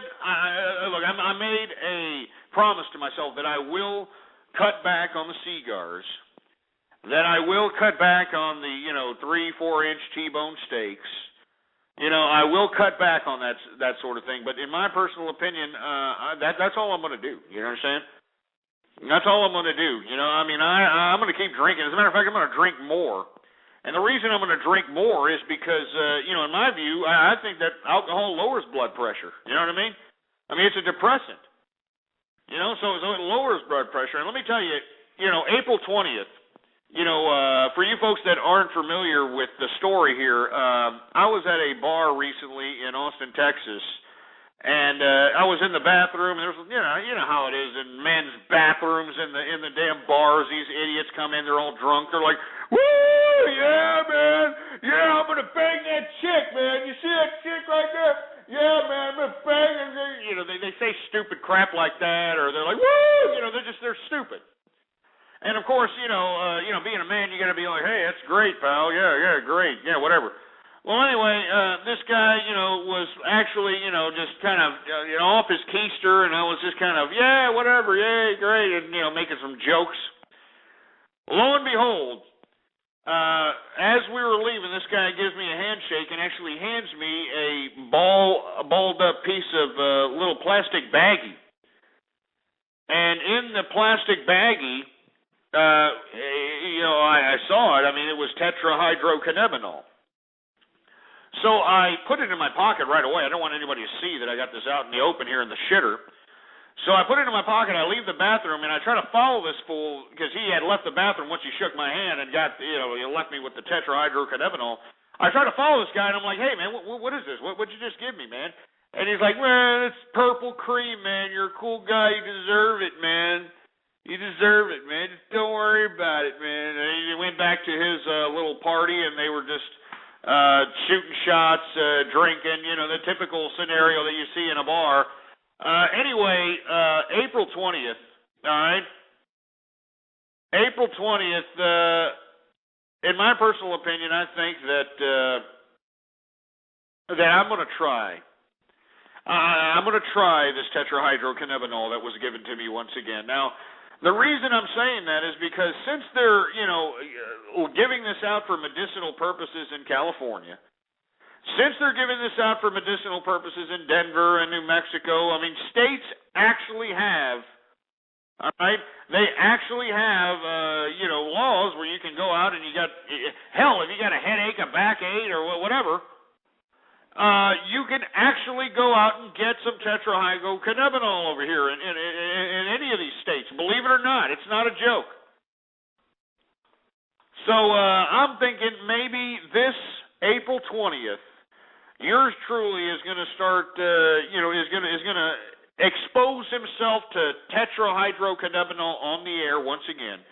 And I've been doing a lot of research because, look, I'm going to have to be, smoking this crap in the office. But the thing is, in Austin, Texas, no one can smoke in the building, in any building. They can't smoke in any kind of public arena whatsoever. So, and of course, folks, you can tell the office that I'm in has a very highly sensitive smoke alarm because when we were doing the show, we heard the alarm throughout the building go off, and I was a little concerned on whether or not I was going to burn alive. But I still did the show anyway. I didn't care. I was still down like a true capitalist soldier, still doing his thing. So I was a little concerned that if I am going to do a 420 show and expose myself to tetrahydrocannabinol, how can I do this without without setting off any alarms or anything bad happening or anything of that nature? Well, I actually went to this one little pipe store in Austin, Texas here, and let me tell you, this little head shop has been around since the 60s. I'm not going to name the name of it, but I actually went up and asked these guys. I was like, look, I'm considering smoking. I told them that I was going to smoke some pipe tobacco or something of that nature, and I want to be able to smoke it inside, and how can I do this? And of course they forwarded me to a specific pipe that has like a little hole on top where you kind of unscrew something and you throw the herbage material or whatever, the plant matter. You throw it in this little bowl contraption. You screw some top of it on top, and according to the gentleman there, he said you're supposed to kind of take the hit and you put your thumb or put something over that hole so it doesn't release any of the smoke in the air. And I said, okay, well, what am I supposed to do when I exhale it, right? I mean, what am I supposed to do? Well, the guy forwarded me this little device, called I hate to say this, but, since I am going to do this on 420, I might as well go ahead and give them some props. The Hello Neighbor, that's what it's called. Hello Neighbor is where you can actually blow the smoke that's in your lungs, you blow it out, and you blow it into this contraption called a Hello Neighbor, and it actually blows out in some kind of, it blows out like a goddamn, one of these refresheners, air fresheners kind of thing, you know what I mean? Like if you were spraying, some air freshener in the air. So I bought a couple of these devices. I'm ready for it. And, and I bought them yesterday when I was coming back from the doctor yesterday, folks, because I have to admit to you, I was a little concerned yesterday when I couldn't get up. I was weak.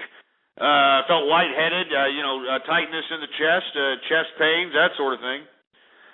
So I think what I'm going to do is I'm going to do this, mark it on your calendars, on April 20th. I am going to expose myself to tetrahydrocannabinol. And, if I do like it, I will consider dosing myself a little bit more consistently if it actually helps with the situation that I'm having here, man. I mean, the doctor literally said that I have to have this pill, that pill, this pill to counteract the side effects of that pill, that sort of thing. So I don't know. We'll see what's going on. Anyway, 646-652-4869. I didn't mean to talk about that extensively. We were talking about how Muammar Gaddafi is shelling his own people, civilians. These are not rebels, killing innocent women and children. Meanwhile, NATO is bitching about how other members of NATO need to basically conduct more military theater in Libya. I mean, NATO's accusing its members of not doing enough militarily, for Christ's sake. I mean, Jesus Christ, it's an utter mess in Libya. We're in there. If you think that we're leaving, you're a fool. And of course, where are the liberals with the anti-war chants when it comes to Libya, huh? Where are they at now? Where are the marches for anti-Libyan war? Where are they? They're nowhere. Great liberals. Thanks for keeping up the consistency, you milky lickers. All right? Anyway, let me move on to somewhere else because I'm sick of hearing about Libya. Libya is just a complete debacle. It's going to be a complete black eye for America's international relations, in my personal opinion. It adds fuel to the fire. It adds fuel to the fire, letting people in the Islamic world think this idea that, oh, look at them, they are crusaders. The Americans are crusaders. That's what America. That's what America. We're throwing fuel on the fire with this crap. Anyway, let me move on to another subject matter. Anti-government protesters in Syria have reached the capital of Damascus. And let me tell you, they've reached there and they're demanding for Assad to step down. This is an unbelievable situation. What's happening in Syria? I mean, if the American media wanted to cover anything, they should be covering things like this, where organic movements to, get rid of a Ba'athist secularist dictator, should be highlighted, but it's not. Anyway, they're shooting tear gas canisters into the crowds. Of course, they're killing more people, folks. I mean, I don't know what the latest reports are for today, but yesterday I read a report that there's been over 170 deaths related to this particular anti-government movement, and the government, of course, is also killing their own soldiers. That's right. Syrian authorities are killing their own soldiers that are refusing to fire on civilians. So it's a definite scary situation, man. The Syrian situation is not a joke.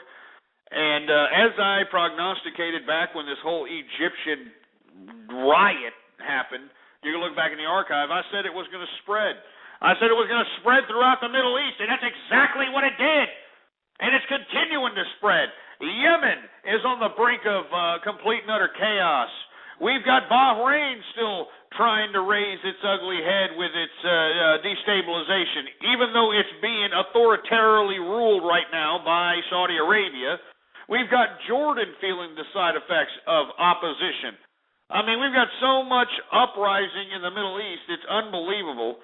And, we decide we're going to go into Libya. I mean, it's just disgusting. And not to mention that now that we're in Libya, now that we as the American taxpayers are paying for the bombings, we're paying for the airplanes in the air, we're paying for the weapons that we're giving these assholes, we're paying for the ground troops that were out there. You know what these so-called Libyan rebels did? And you know what they're doing? They have control of a certain oil rig out there, or an oil output production area, and instead of giving the oil to America, pro bono for helping them out and giving them the no-fly zone and all this other stuff, no, they sign a oil deal with Qatar. That's right. So now the rebels are selling their oil on the world market, and they're taking advantage of these high oil prices, for Christ's sake. I mean, isn't this great, folks? Huh? Oh, yeah, isn't that great? Thanks, government. You're such a pal, huh? Oh, yeah, you're so great. Give me a break. Anyway, Syria, once again, all right? Syria, once again, is deploying tear gas on anti-government protesters. There's been lots of deaths. We've been reporting on it every day. Every day it's 20 deaths, 17 deaths, 30 deaths out of Syria. Today, the anti-government protesters continue pushing through. They are at the border of Damascus, which is the capital of Syria. And let me tell you, I don't know what's going to happen or transpire here in Syria, man. I mean, is Assad going to really pull off a really horrible mass destruction situation to prevail his authority in power? I mean, it's pretty scary, and it's once again going to continue to spread. It's going to continue to spread, for Christ's sake, folks. I'd be very concerned about all this that's happening in the Middle East. Not a joke. Not a joke whatsoever. Anyway, folks, I've been wanting to hear from you, 646-652-4869. Well, we don't have any callers here. I'm going to take a little bit of a break, all right, folks? As a matter of fact, I'm going to start taking a little bit more breaks throughout the show because, I don't want to drop dead. I don't want my heart to keel over and be like, I mean, I don't want to do that. You know what I'm saying? I went to the doctor yesterday, tried to put me on all kinds of medications. I'm not going to take the medication. I refuse to take medications that are going to be side effects and all this other crap.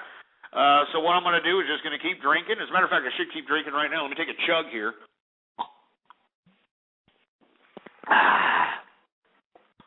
I'm going to keep drinking. As a matter of fact, I'm going to keep drinking more.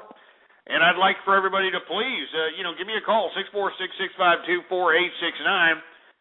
And what I'm going to do here, folks, is I'm going to play a song here. Now, I wanted to play this yesterday, but unfortunately, I've had a horrible medical situation. My heart was weak. I was feeling a little lightheaded. The wife forced me to go to the doctor. But I wanted to play this song yesterday because the guy who sang this song actually died on yesterday's date. And the guy who I'm talking about is Peter Steele from the band Type O Negative. Now, I'm not a big fan of Type O Negative. I think they're kind of freaky. But I did like one song of theirs that my son used to play back in the early 90s.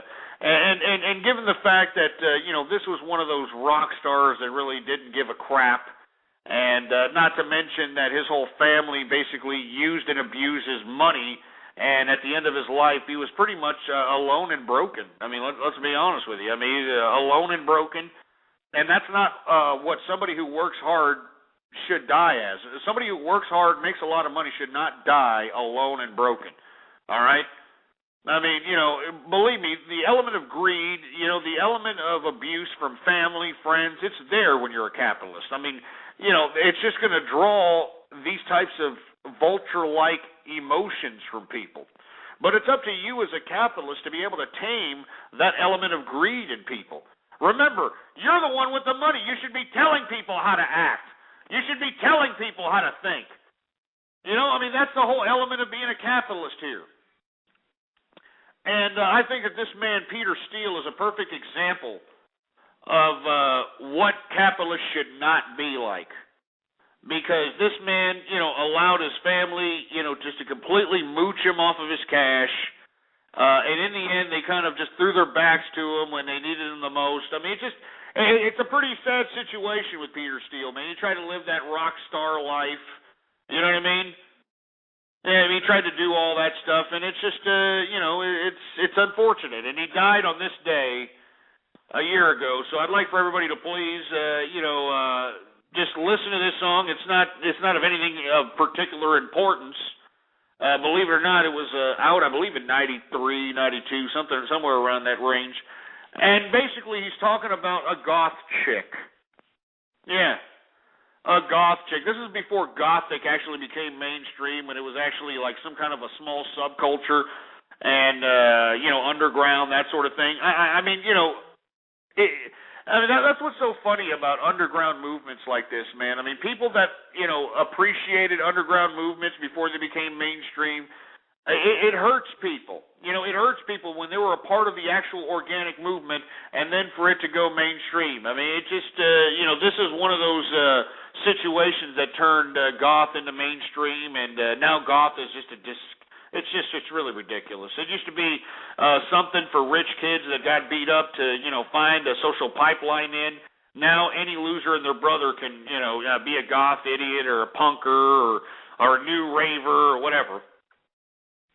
But anyway, all social stigmas aside, let's go ahead and play a little bit of Type O Negative. I'm going to take a quick break, folks. Don't go anywhere, folks. I'm going to be back. You're listening to the True Capitalist Radio broadcast. And while I'm gone, man, don't be a milky licker, man. Don't be a milky licker. When I'm taking a break, go out there and spread it around. Spread it around like wildfire. Spread the word about the True Capitalist Radio broadcast, folks. Let everybody know that we're on the air, for Christ's sake. You know what I'm saying? Because that's what I'm talking about. We need more capitalists around here. We need to spread the word of capitalism. You understand? We need capitalists to be worldwide. Because if we don't, these damn communists are going to get to them. These communists are going to get to these simpletons. And if these communists get to these simpletons, well, then we're going to see more and more communists throughout the goddamn international community, and that's the last thing. That's the last damn thing I want to see. So anyway, here, I've got a beer in my hand. I'm cheersing to everybody out there who's a true capitalist throughout the world. Cheers to you. May you prosper, may you conquer, and may you dominate. Because let me tell you something, no matter what these governments try to wave in our faces, no matter how big a finger they try to wave in the capitalist face, we, and I repeat, we, the true capitalists, are the ones that fund these little people. We're the ones that fund these little people through our tax dollars. And for them to sit here and pander to the losers of America, to the losers of the world, for Christ's sake, is insulting. It's insulting to every capitalist out there that's being a productive member of a society. And let me tell you, how do you know you're a capitalist? And I hate to keep reiterating this, but you know. You know when you're a capitalist when you're working, you're paying taxes, and you're not collecting one red cent from the goddamn government. All right, folks? That's how you know you're a capitalist. It doesn't matter if you're cleaning enema bags for a living. It doesn't matter if you're a CEO. It doesn't matter if you're flipping burgers or you're deep frying chicken for a living. It doesn't matter if you got a great job on Wall Street. It doesn't matter what you do as long as you're paying taxes, getting paid, and not collecting one red cent from the government. And if that's you, you, my friend, should have more of an authority in this country than anybody else. Than the asshole collecting off of the government dole, than the asshole collecting government cheese, than the asshole collecting housing voucher programs. And that's what I'm talking about. And anyway, folks, I'd like to once again reiterate, www.capitalistarmy.com is the only social networking site for true capitalists. There it is. I'll be right back, folks. Once again, this is Peter Steele. This is Typo Negative. This is called Black Number One. Peter Steele died yesterday, a year ago. You know, he died, 1 year ago yesterday. And we're just going to play a little song here since, I want people to realize that this is a guy, Peter Steele. This is a guy you don't want to be. You don't want to be a successful rock star making all this money, making all this capital, and having everybody around you taking a dirty diarrhea crap all over you. All right, and that's exactly what happened to this. Remember, when you're the one making the money, no one should be dictating to you what you should be doing. You know, even if it's some bimbo, that you just, she's some tail that you just have to have, or vice versa. If you're a woman and it's just some cock that, looks good in a leather jacket and you have to remember that you're the one making the capital. Unless he's taking your capital, or unless she's taking your capital and being able to make more capital with it, you should be the one doing something. You're the one should be in charge, for Christ's sake. You shouldn't be sitting over here having to take crap.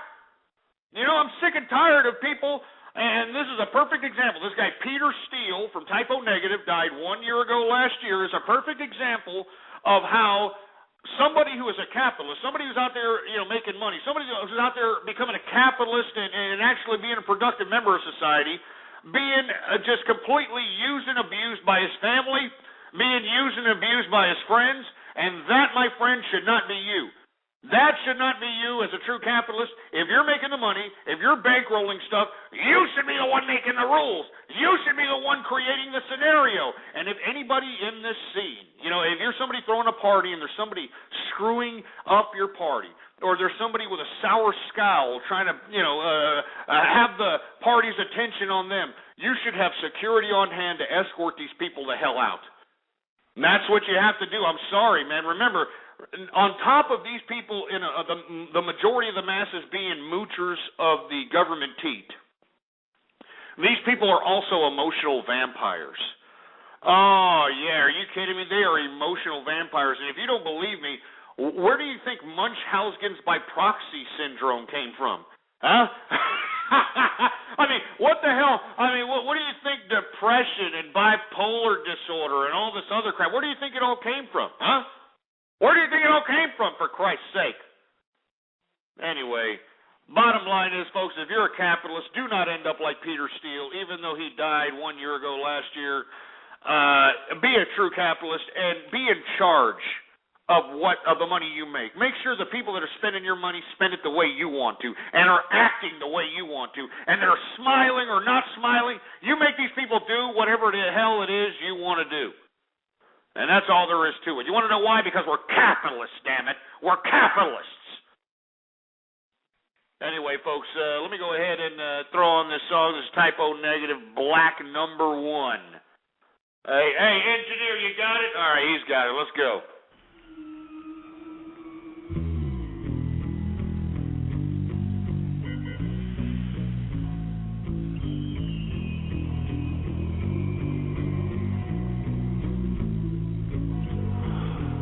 I went looking for trouble. And boy, I found her. She's in love with herself. She likes the dark. And on her milk white neck, the devil's mark. Now it's all Hallows Eve. The moon is full. But will she trick or treat? I'll bet she will.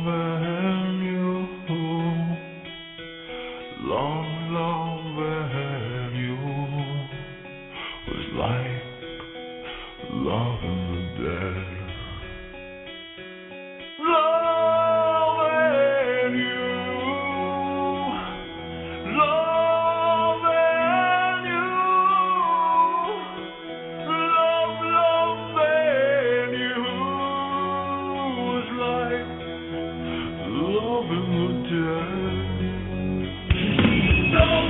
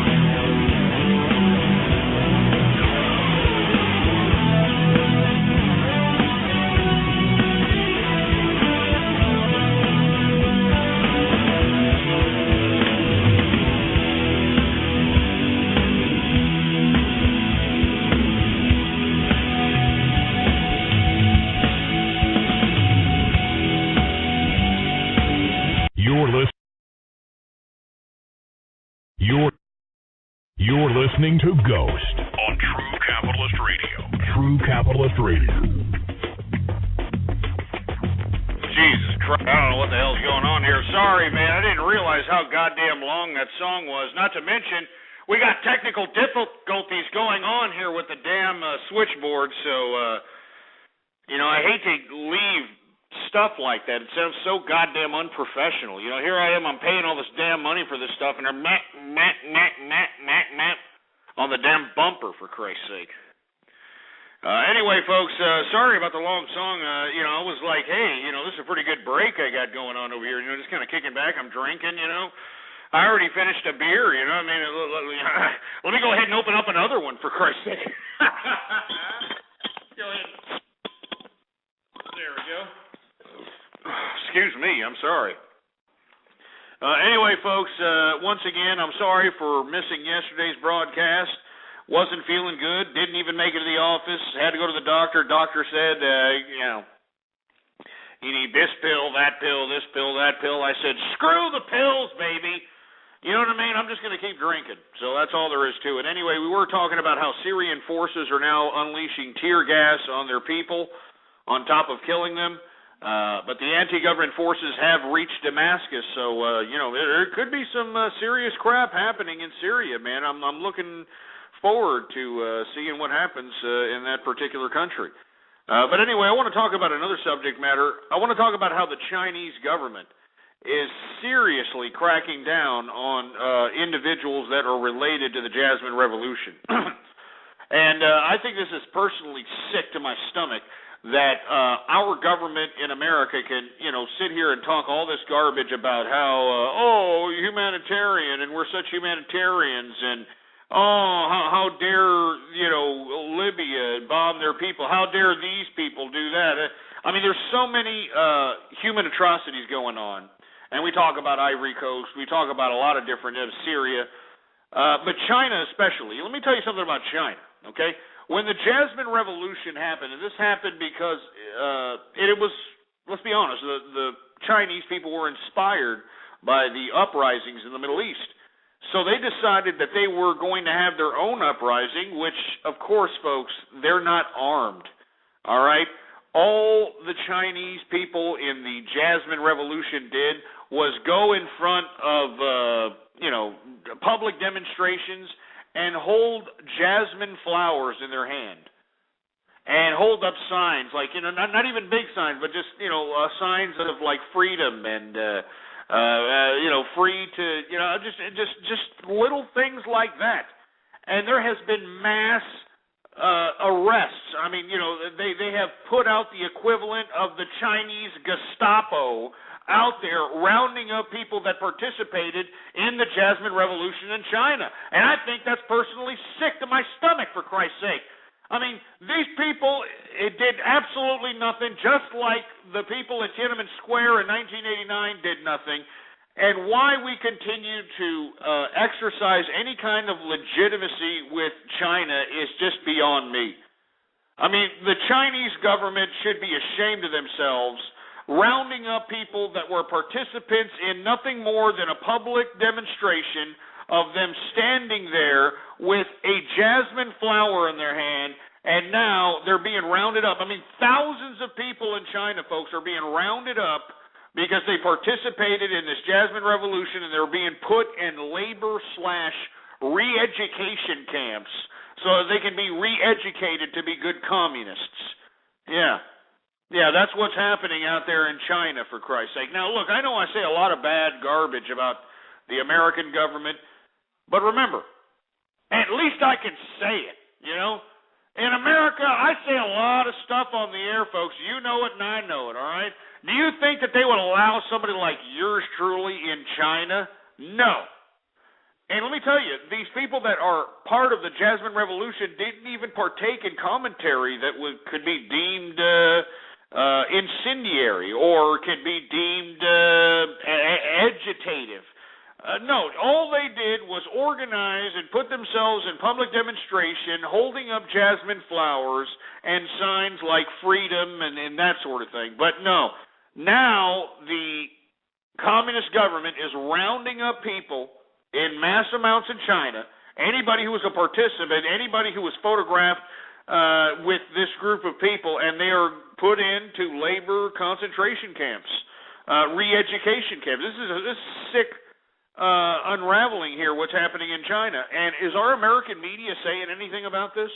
Is the American media saying anything about how Chinese people are being rounded up like in Gestapo fashion, disappearing? Literally, folks, look up for yourself.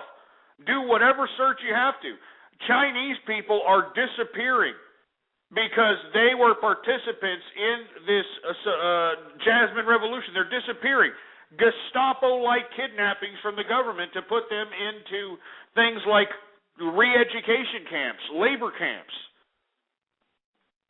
And we're doing business with these assholes, too, in the communist government of China. That's what's sad about it. It makes me sick. I mean, I have to take another drink, for Christ's sake. I mean, you compile everything that's going on in the world, going on in the market, going on in America, I'm depressed. I mean, good God, man.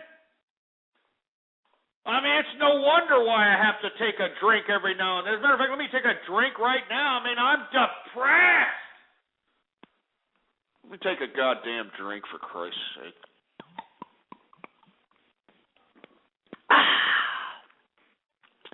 Some good stuff right there, folks. I'm telling you that right now. Really good stuff. But anyway, believe it or not, in this world today, if you're going to criticize the Chinese government, the communists want to have their perspective aired on the air as well. You know, every time I'm critical, again, let me tell you, I am very critical of these Chinese roundups of participants of the Jasmine Revolution. I think that everybody throughout the world should be upset about these Gestapo-like arrests that are happening in China today. But once again, like with everything else, we have to have Chinese perspective, the Chinese government. Because, you know, the communist government, they're just ruthless assholes, and they always have to have their say. So yours truly is always curious about what kind of propaganda or what kind of rhetorical nonsense they're going to throw in response to their actions. So without any further ado, folks, we actually have somebody from the communist government on the horn here, ready to, give their opinions on the situations that I am being critical of. And I'm talking about the roundups of people that are in China that were participants of the Jasmine Revolution. I think it's wrong. I think it's disgusting. But I have to give the communist government of China their due. So I think we got him on the line here. Yeah, we got him on the line here. Mr. Fortune Cookie, are you there, sir? Hello? Oh, there he is. Oh.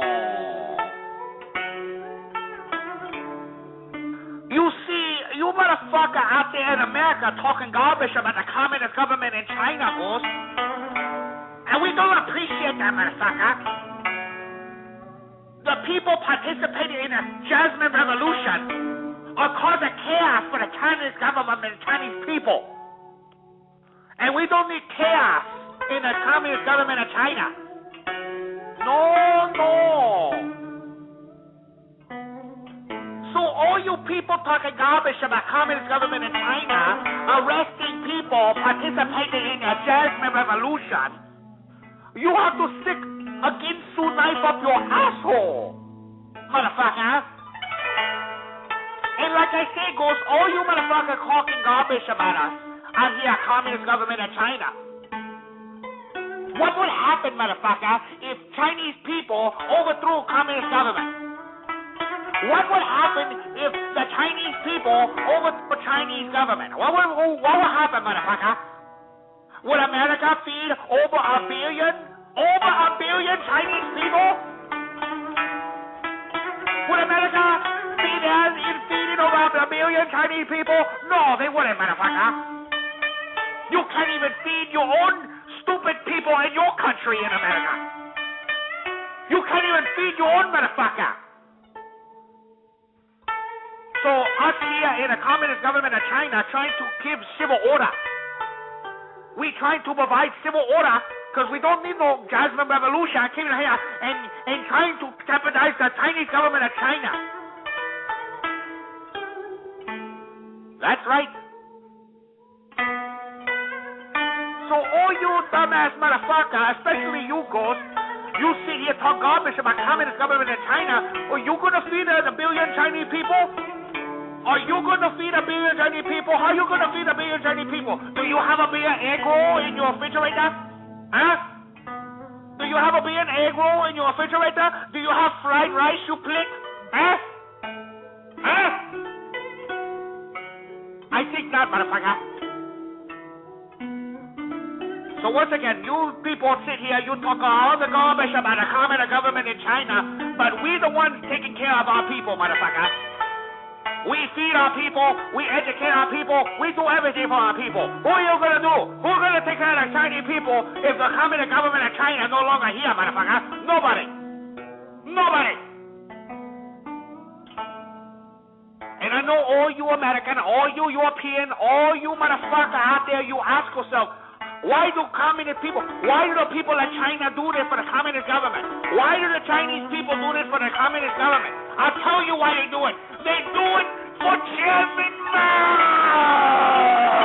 They do it for Chairman Mao.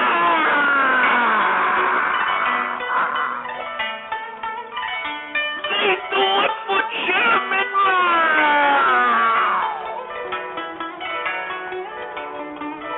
That's why we do it, motherfucker.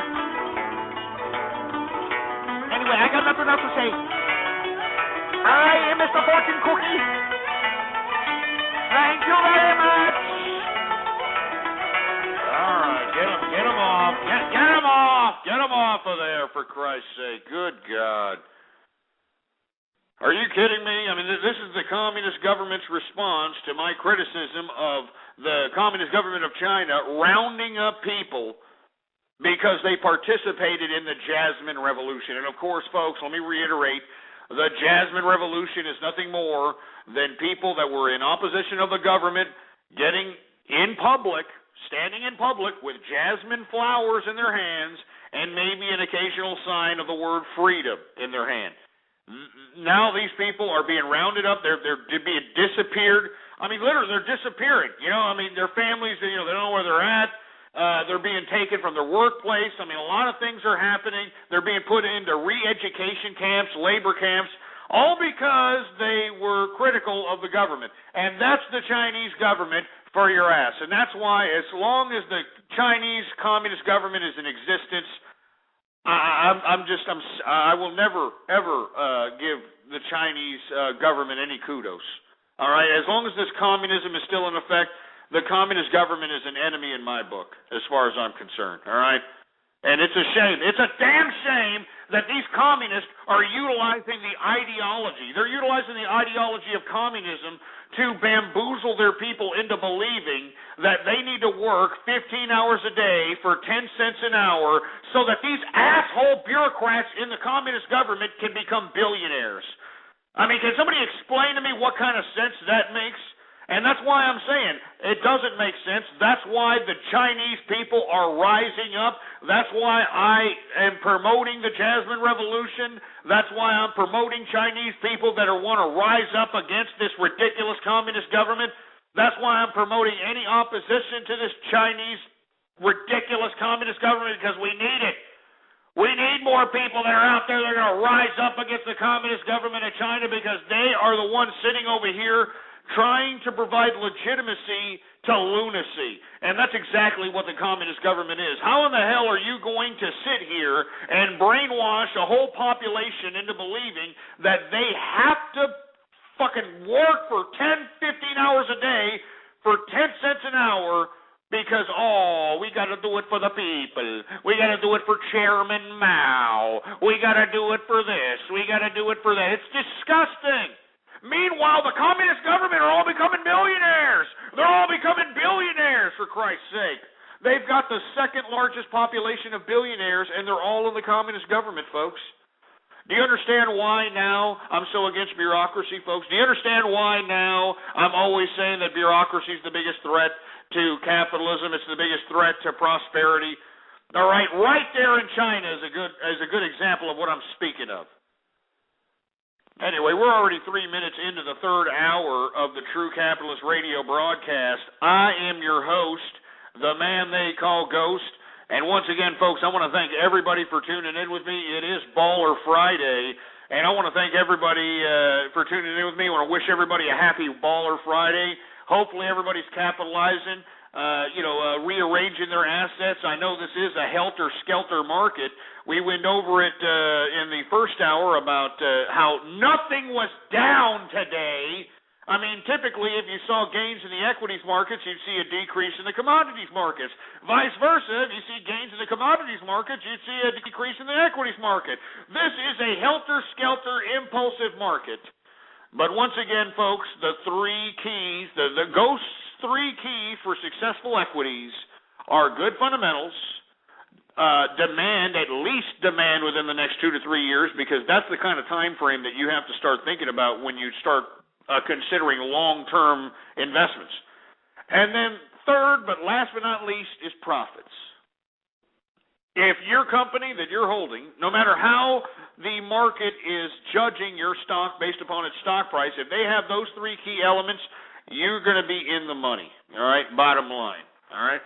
Anyway, let's continue on, shall we? Before we move on from this Chinese government rounding up people that were participants in the Jasmine Revolution, I just want to let everybody know why I'm such in opposition to the Chinese government.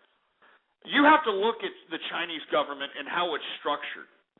And it's starting to look a lot like what's happening here in America. The merging of private enterprise with bureaucratic government power.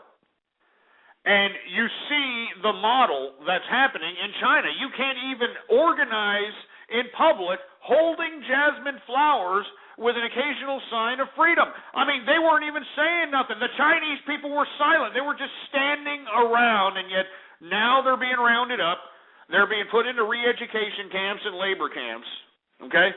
There is no opposition to this government that can be vocal whatsoever, and this is all falling on deaf ears. Now, why do I dislike the communist government? Because this model of government in China, this very model is a threat to the whole world population, in my opinion.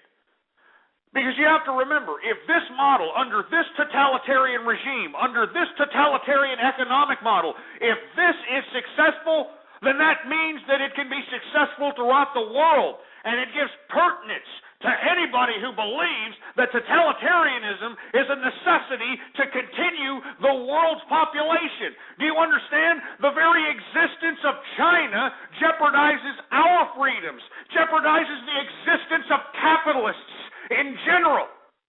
This is why I am not somebody who looks upon the Chinese government with any kind of admiration, nor do I give Chairman Mao any kind of credibility whatsoever, too. I hope Chairman Mao right now is in hell getting anal rape with a hot pitchfork up his stupid egg roll eating colon pipe. Because this asshole has created, not only in his time, a complete monster and a death machine, but now his whole idea, which has transpired into this system which is quasi-capitalist under a communist model, it jeopardizes the integrity of the world. And let me tell you, there are a lot of people that are looking at this model, a lot of countries throughout the international community.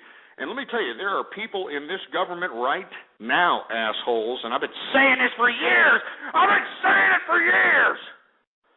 There are people in this government right now that look to the communist model of China as a possibility, as an actual application for this country.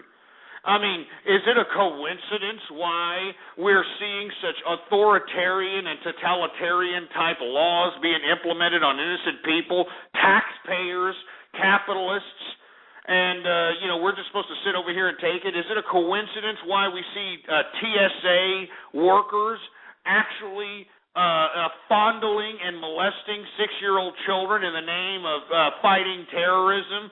I mean, is it a coincidence that we're seeing all this garbage? You want to know why? Because the people that we elected, the people that gave us the big smiles, the people that gave us the big garbage, these morons actually believe in this model.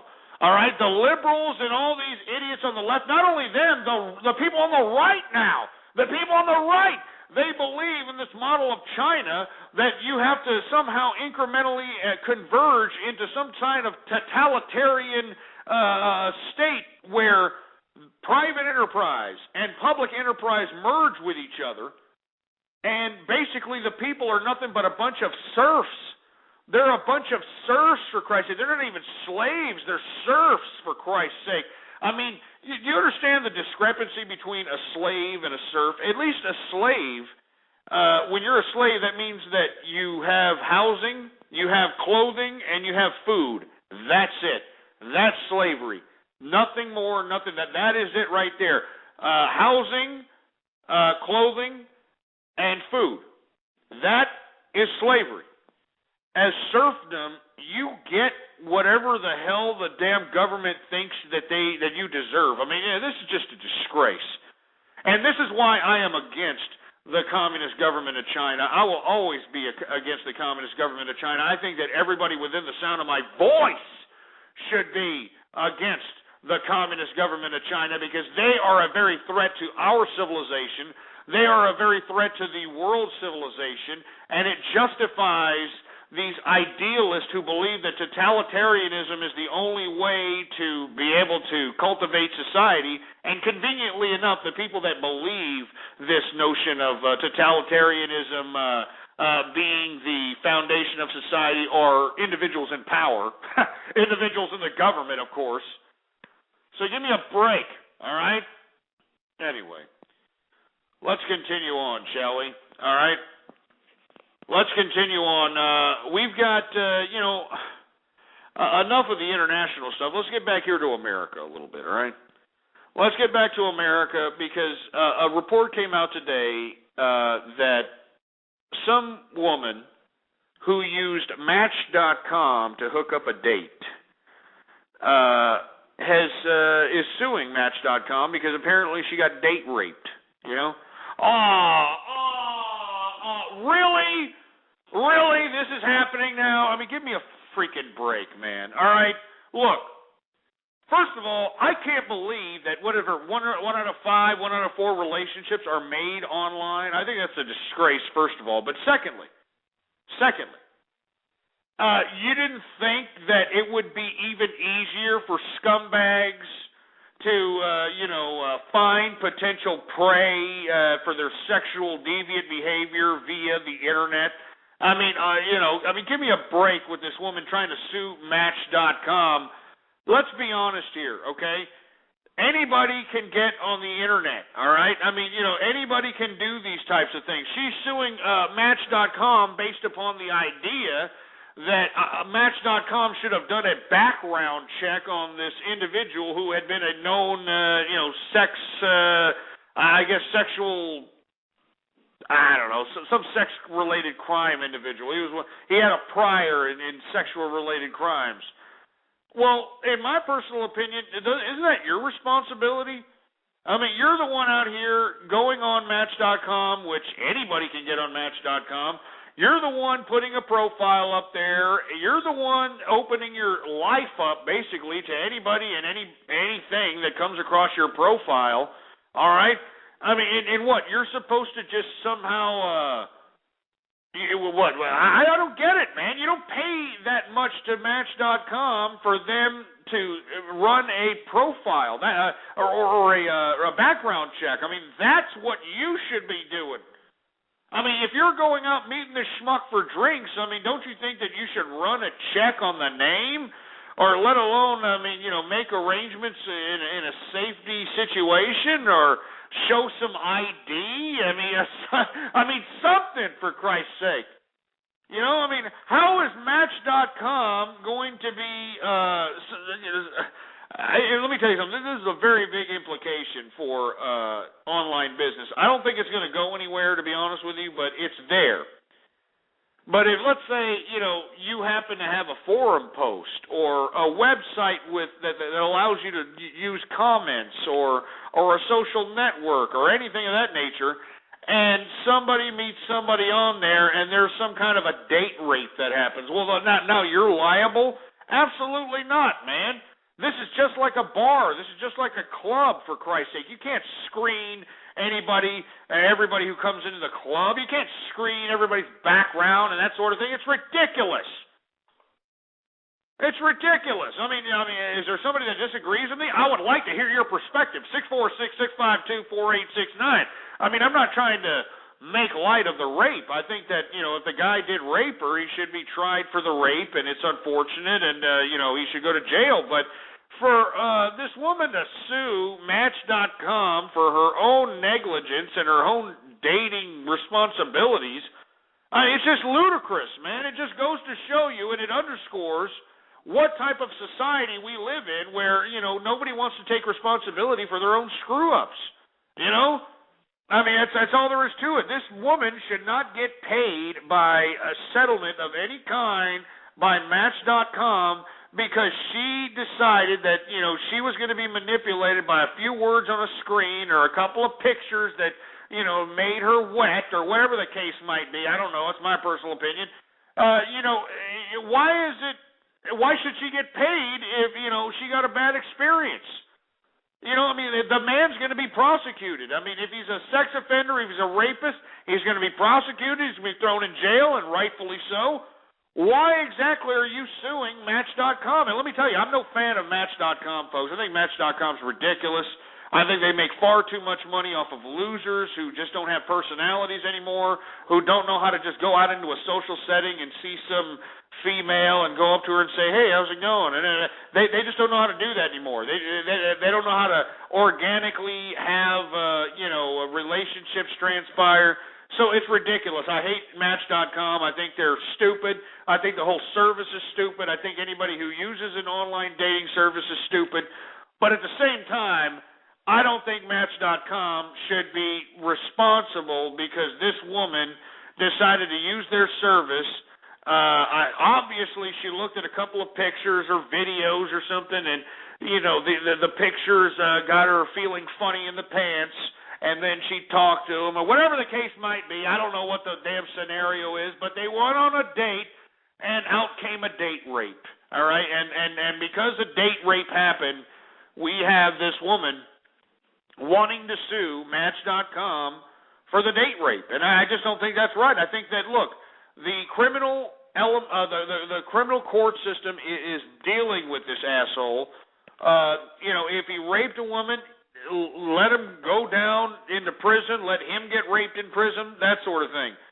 But woman, all right, woman that is being identified as Jane Doe in this lawsuit, for you to sit here and throw a litigious lawsuit to try to get money because you made the bad decision to meet some schmuck that, on Match.com, it's just ludicrous, man. It's just utterly ludicrous. It's utterly pathetic. It's like suing the damn club that you met, the guy who, gave you the in out when you didn't want him to at your house, but he did anyway because you were drunk. It's like sitting there and suing the club. It's stupid, man. It's just really stupid. I'm not saying the woman deserved it because nobody deserves anybody, any kind of sexual activity, unwarranted sexual activity. Nobody deserves that. But at the same time, for you to get paid, and this is exactly what this is. This is a payment because she screwed up. She doesn't want to face up to the fact that you are an incompetent bimbo.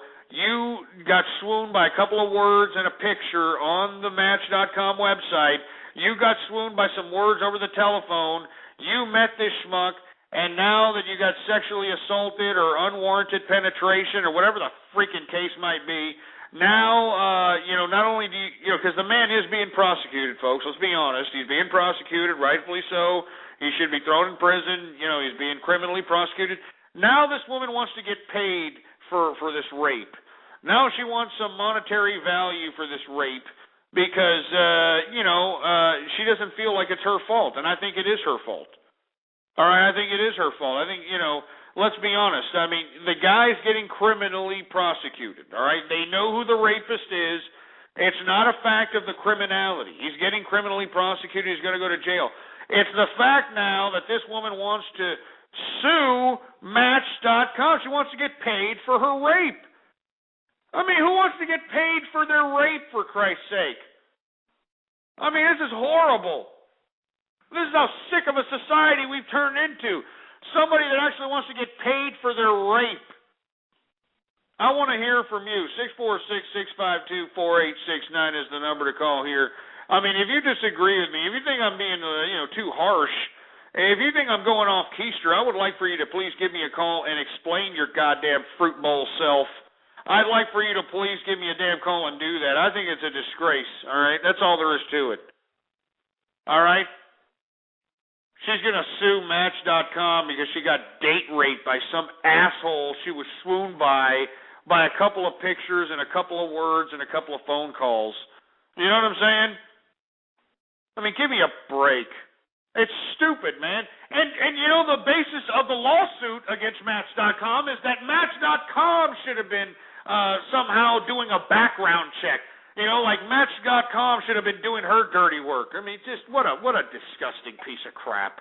While people are really getting molested, while people are really getting raped out here, this bitch is sitting over here saying, "Oh, I got a Match.com and he sexually assaulted me and it's not fair." Yeah, right. Give me a break. You know what you were getting into, you dumb bimbo. And if you're that concerned about this guy, why didn't you throw the damn background check? Background checks are what, like $4.99 on the internet? I mean, if she was so hard up for this asshole, because let's be honest, all right? I mean, in my opinion, this is what I feel happened, all right? She was searching through the sites, or searching through the Match.com site. She probably got through to some picture of some douchebag, with his arms, the arms all cut, he's all flexing, and he's showing that he wears like Ed Hardy shirts, and showing himself in like with a smiling party atmosphere, like, "Yay, look at me, I'm a nice guy." And she got swooned by that, and then she got swooned by whatever he put in his little profile that I like. "Oh, I like long walks on the beach, and I like reading my woman poetry while sipping Shiraz as the sun sets on the sunny coast." I mean, all this garbage, right? And, she got swooned by it, and she, gave him a message or whatever, however the correspondence goes through Match.com, did all this crap, got a phone call, the whole 9 yards, and now we're here post-date rape. Oh, Jesus Christ. Anyway, let's take some calls here. 646-652-4869. I want to hear from you. Area code 408, you're on the air. Ghost, what about the guys that meet these stupid bimbos that have a picture of a good-looking chick, and they're there with a big bone thinking that they're going to get this beautiful thing, and next thing you know, they got 250 pounds of fat lard coming out of her arm, and she looks like a piece of monkey crap. What about, can I sue Match.com for that? Can I, Ghost?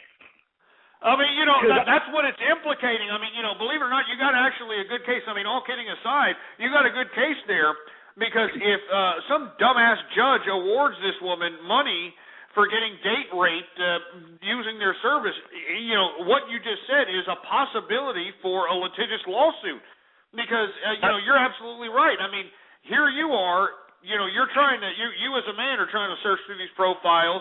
You see some bimbo, that looks decent, she's in a nice nighttime dress, or, she's in, whatever picture, and then when you finally meet these skankosauruses, they got 250 pounds of cellulite dripping off their gut line, they even got the pooch fat coming out of their private parts. I mean, they're so fat, and, can you now go and sue Match.com because, they should have looked and see if this bimbo that's on the picture is actually the bimbo behind the computer? I mean, it's stupid, isn't it? It is, Ghost, because Match.com used to be actually AOL, love at AOL. Because this goofy bone goes, by the way. But anyway. No, I know. What's going on, man?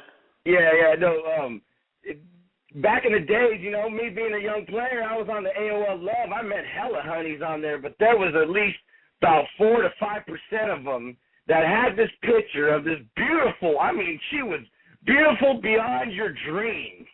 And then you go and meet this, and the funny thing is this bimbo's playing along like, oh, yeah, I'm so cute, all the guys want me, and da-da-da. And then next thing you know, you see this large piece of I'm talking about a 250-pound Hershey's Kisses looking like a pig, Ghost. And I'm telling you, Ghost, why can't, you know what?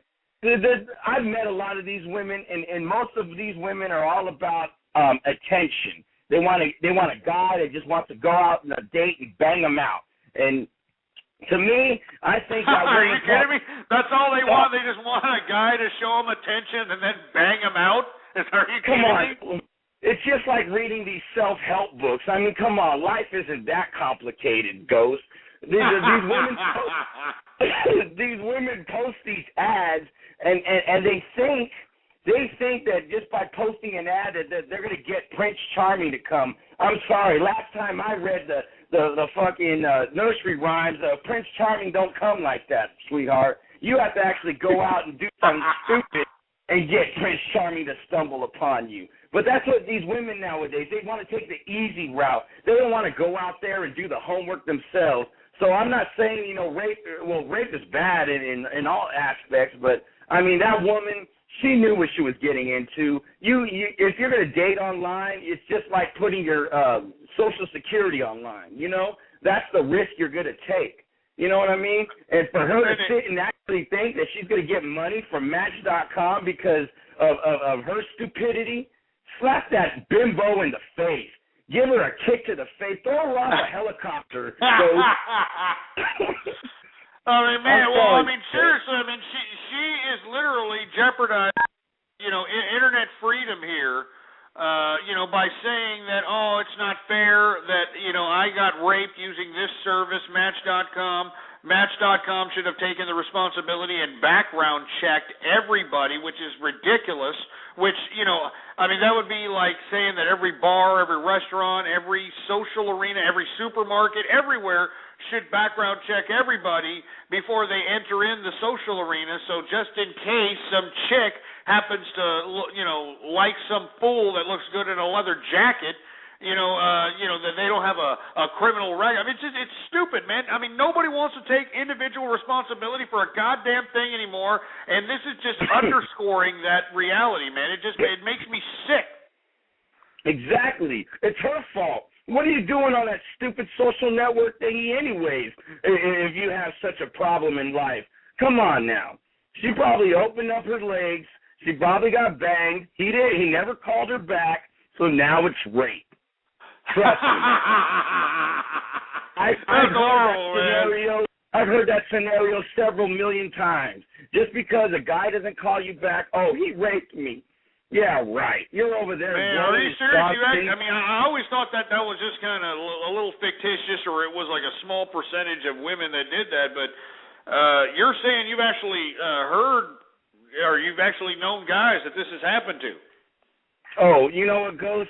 It actually happened to me twice, and I told the broad, if I raped you, let's go to court and let's take it to trial. Let's see if, you know, prove the theory. How come there's no police report? How come you didn't call the cops right away, right after I banged you out? I just basically told her, I'm sorry, we had a one-night stand, and that was it. But no, because I got hooked up with her through a friend, so, you know, it was one of those things.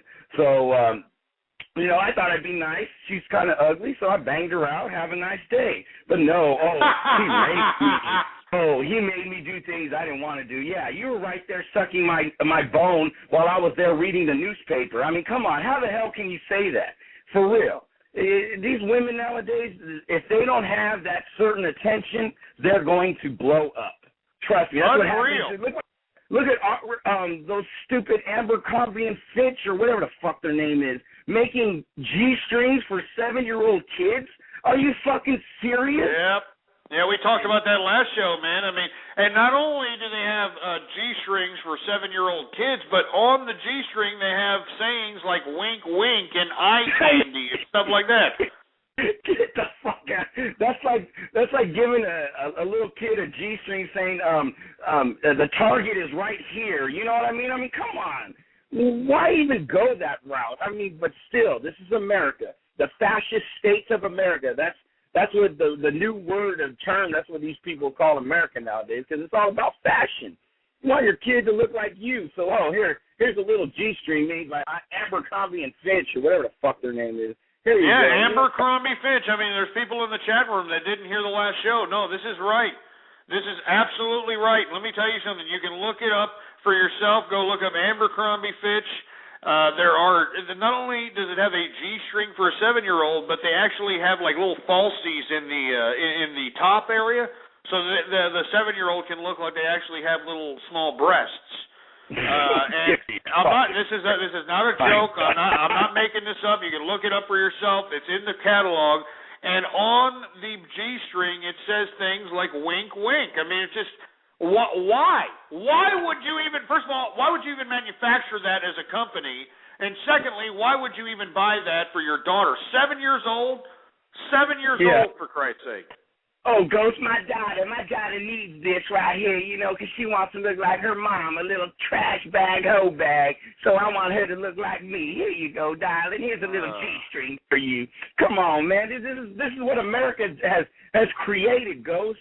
Whatever happened to the land of the free, the home of the brave? Our forefathers fought for us to be in G-strings at 7 years old. My God, what the hell's going on, Ghost?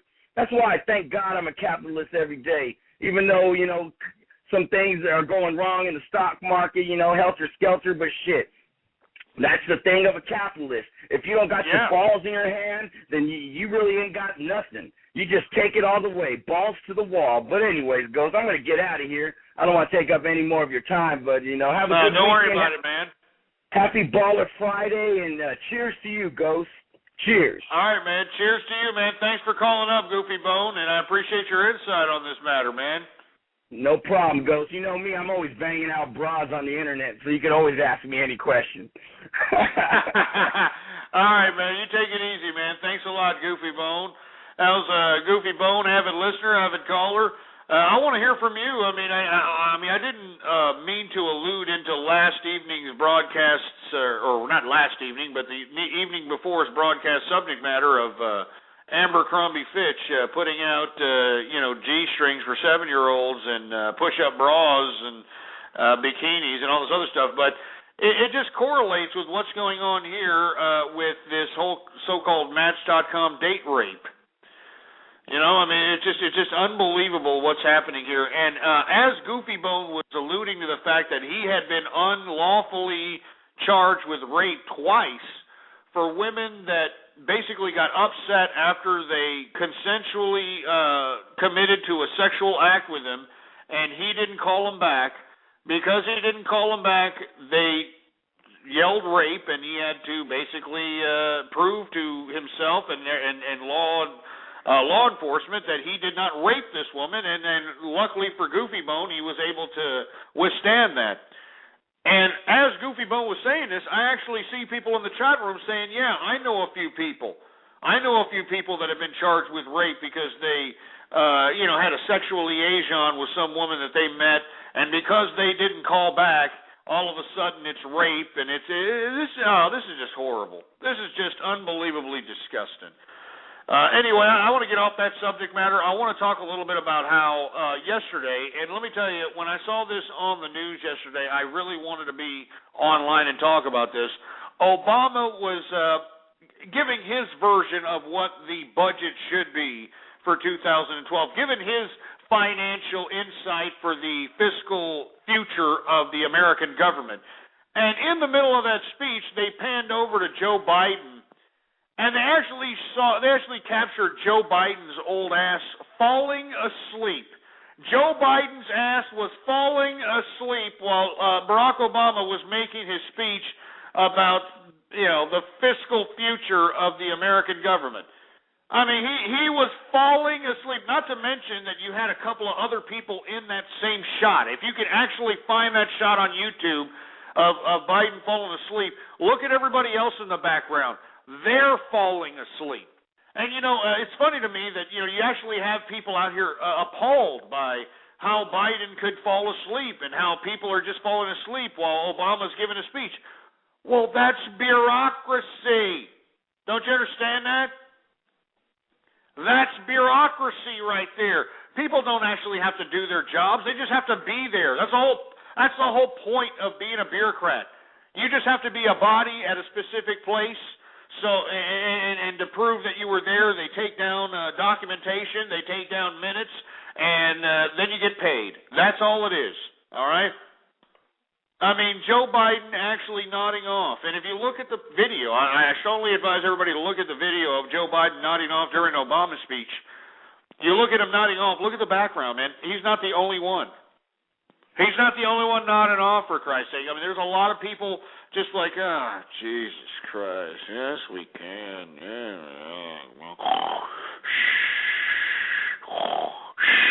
I mean, come on. Come on. I mean, Obama, you're losing your base, in my opinion. When I see Joe Biden going to sleep, you're losing your base, all right? I mean, you know what you have to get back to, right, Mr. President? Barack, Barry Soetoro.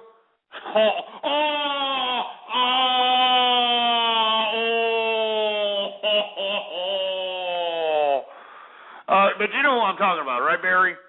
Look, let me break it down to you. You're going to have to get back to your roots. You have to go back to the fist pumps. You know what I'm saying? You got to go back to the shirtless thing, doing the dancing, you got to go back to Junkyard America, baby. That's what I'm talking about. Oh, no. Oh, man. Yeah. Yeah, baby. I'm Obama, baby. I'm Barack Obama. This is Junkyard America, baby. I need to get things right, baby. I need to work things out. Yeah. Woo. Yeah. That's right. They ought to raise taxes, man. That's what I do. I'm going to raise the pensions, baby. That's what I do. That's right. This is Barack Obama's America, baby. This is Junkyard America, baby. You should have known. You should have known. Yeah. Break it down. Jump on. Junkyard America. Yeah. Woo! Oh, yeah, that's great, baby. I'm telling you. I mean, but that's what Obama should be getting back to. You know what I mean? That's what Obama should be getting. He should be getting back to Junkyard America. That's why everybody's falling asleep on you, baby. You understand, Obama? You got your own vice president, your own right-hand man falling asleep at you. You know what I mean? I mean, that doesn't make you look good. But at the same time, like I've always said, folks, I mean, let's be honest, I've never thought that Obama was in charge to begin with. You understand? I don't think that he was in charge ever to begin with. I mean, and folks, I would like for you to look up also and this happened like 2 or 3 weeks ago, when Obama came back from his goddamn Brazilian trip, he was locked out of the White House. Yeah, locked out of the White House. When was the last time you ever saw a president that was locked out of the White House, for Christ's sake? He had to go into the door where the help comes from, for Christ's sake. And if you don't think that was a sign, you're an idiot. This is how bureaucrats work. You understand? This is how bureaucrats send signals to other bureaucracies, for Christ's sake. So let me tell you something right now. I had never seen a president locked out of the White House, but he was. And you can find that video for yourself out there too, man. It was a disgrace. Utter disgrace. Oh, my God. That was so... He's like, yeah. He's got that Obama swagger going on. I was like, yeah, baby, yeah. I'm president. Yeah, my schlong head, 15 and a half, baby. Yeah, I'm the president. Then he goes and reaches for the door, and he's like, hey, man, this is some bullshit, baby. You make God damn, man. They're going to make me go to the servant door, baby. Damn. Oh, man, that's horrible. I'm sorry, man. I'm sorry. Mr. President, you should really get on somebody's ass for that, man. That made you look like a chump, with all due respect, Mr. President. I mean, you're the president. You should have, you should have people waiting for you when the Air Force One chopper is landing on the lawn, and, you should have them waiting for you, door open, everything. And the door was locked. Oh, my God. Anyway, let me move on to something else. I want to talk a little bit about how TSA worker security. A report came out today. I know we've been real critical about TSA workers, and rightfully so. I think they're the lowest scum of the earth.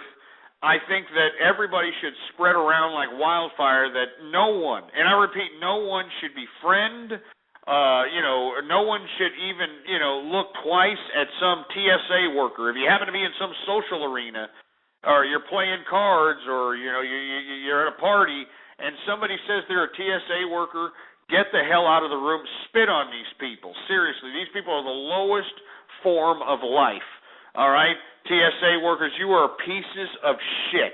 And anybody who disagrees with me, you're probably a bigger piece of shit, for a lack of a better term. But that's all there is to it. That's all there is to it. I am disgusted with this whole idea of TSA. Well, a report came out today stating that you're more likely to get a groin check. You're more likely to get anal probed if you happen to be heard in line stating any kind of opposition towards the check itself. Like if you're one of these people that are like, I can't believe I'm being checked for this. I'm an American, for Christ's sake. I've been flying for 20 years. I can't believe this crap. If the TSA happens to overhear that, and believe me, they are hearing for things. They have the microphone out, and they're the bionic ears listening to anything. If they happen to hear any kind of I can't believe this. Is this the Gestapo? Is this America? Anything like that. You, my friend, are going to be targeted for a groin check. You, my friend, are going to be targeted for all these stupid, dumbass, pathetic checks, and it's stupid. It really is pathetically stupid, and this is why I'm saying we should be advocating the dissolution of the TSA. The TSA should have no bearing. There should be no reason why anybody should be submitting to any kind of groin check, especially by some substandard ghetto-fied piece of trash. Excuse me. Some ghetto-fied piece of trash. All right? I mean, it's just disgraceful that, we've got Shanika with the long fingernails up in here, sitting over here having to be able to make a judgment call, to be able to, squeeze on your balls as if she's checking for avocado consistency or something. You know what I'm saying? I mean, there should be no reason for this. None. But we're supposed to just, be like, that's just the way it is, isn't it? We're supposed to just take it and like it and eat it, aren't we?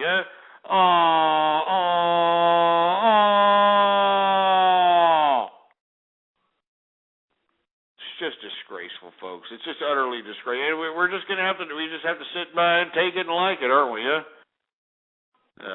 Jesus Christ. Anyway, folks, 646-652-4869 is the number to call here. We're in effect, we're in the house, folks. We're talking about how TSA is just, it shouldn't even be an issue. We should be trying to advocate that TSA should be dismantled. It's over. That's it. We don't need TSA anymore. You understand what I'm saying? We don't need it. I mean, I'm not trying to say that, whatever the... I mean, how many of you people like me in groin check, for Christ's sake? Can you explain that to me? I mean, how many of you people like me in groin check? And you're going to continue to like that? You're going to be like, okay, let me go ahead and be groin checked. Let me go ahead and be anal probed. You're an American citizen, for Christ's sake.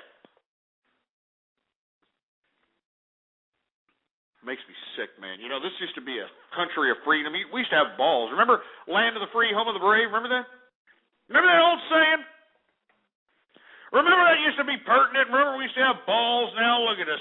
We're getting groin checked by, some ghetto-fied piece of crap because they have the authority to do so under this federal stupid dumbass mandate, for Christ's sake. And not to mention, I find it funny that they're doing this to young children. And if you don't believe me, you look out there on the internet. There are a bunch of clips of young children being fondled by TSA workers. And this should be a crime. This should be child molestation. But because they're TSA workers, Oh, it's for national security, so they can molest children. It's going to be okay. I mean, are you kidding me? Goddamn!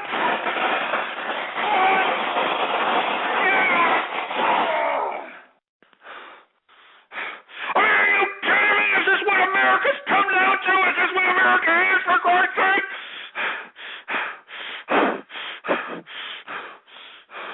Piece of crap.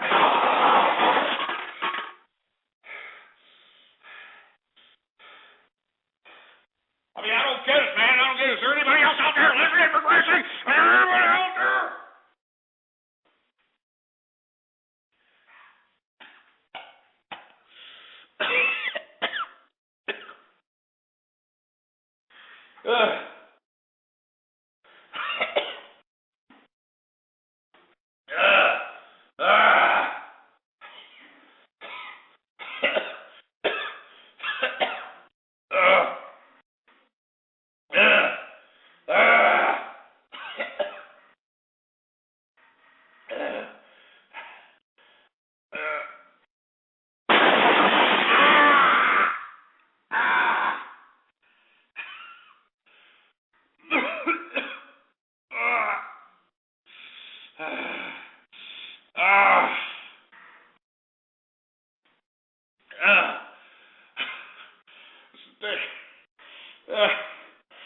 Damn chest, man, with this goddamn TSA.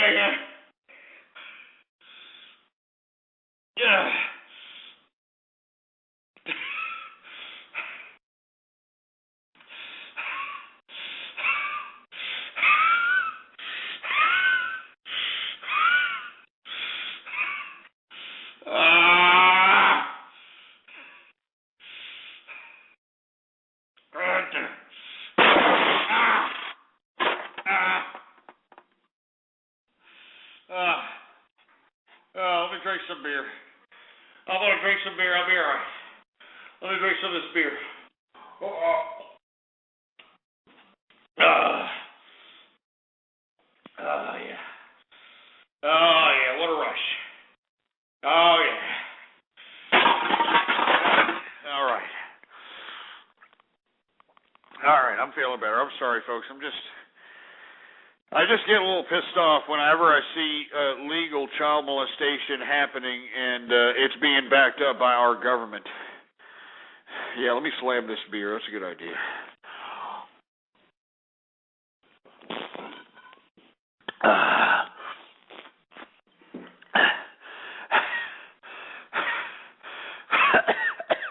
I need another. We got another beer here.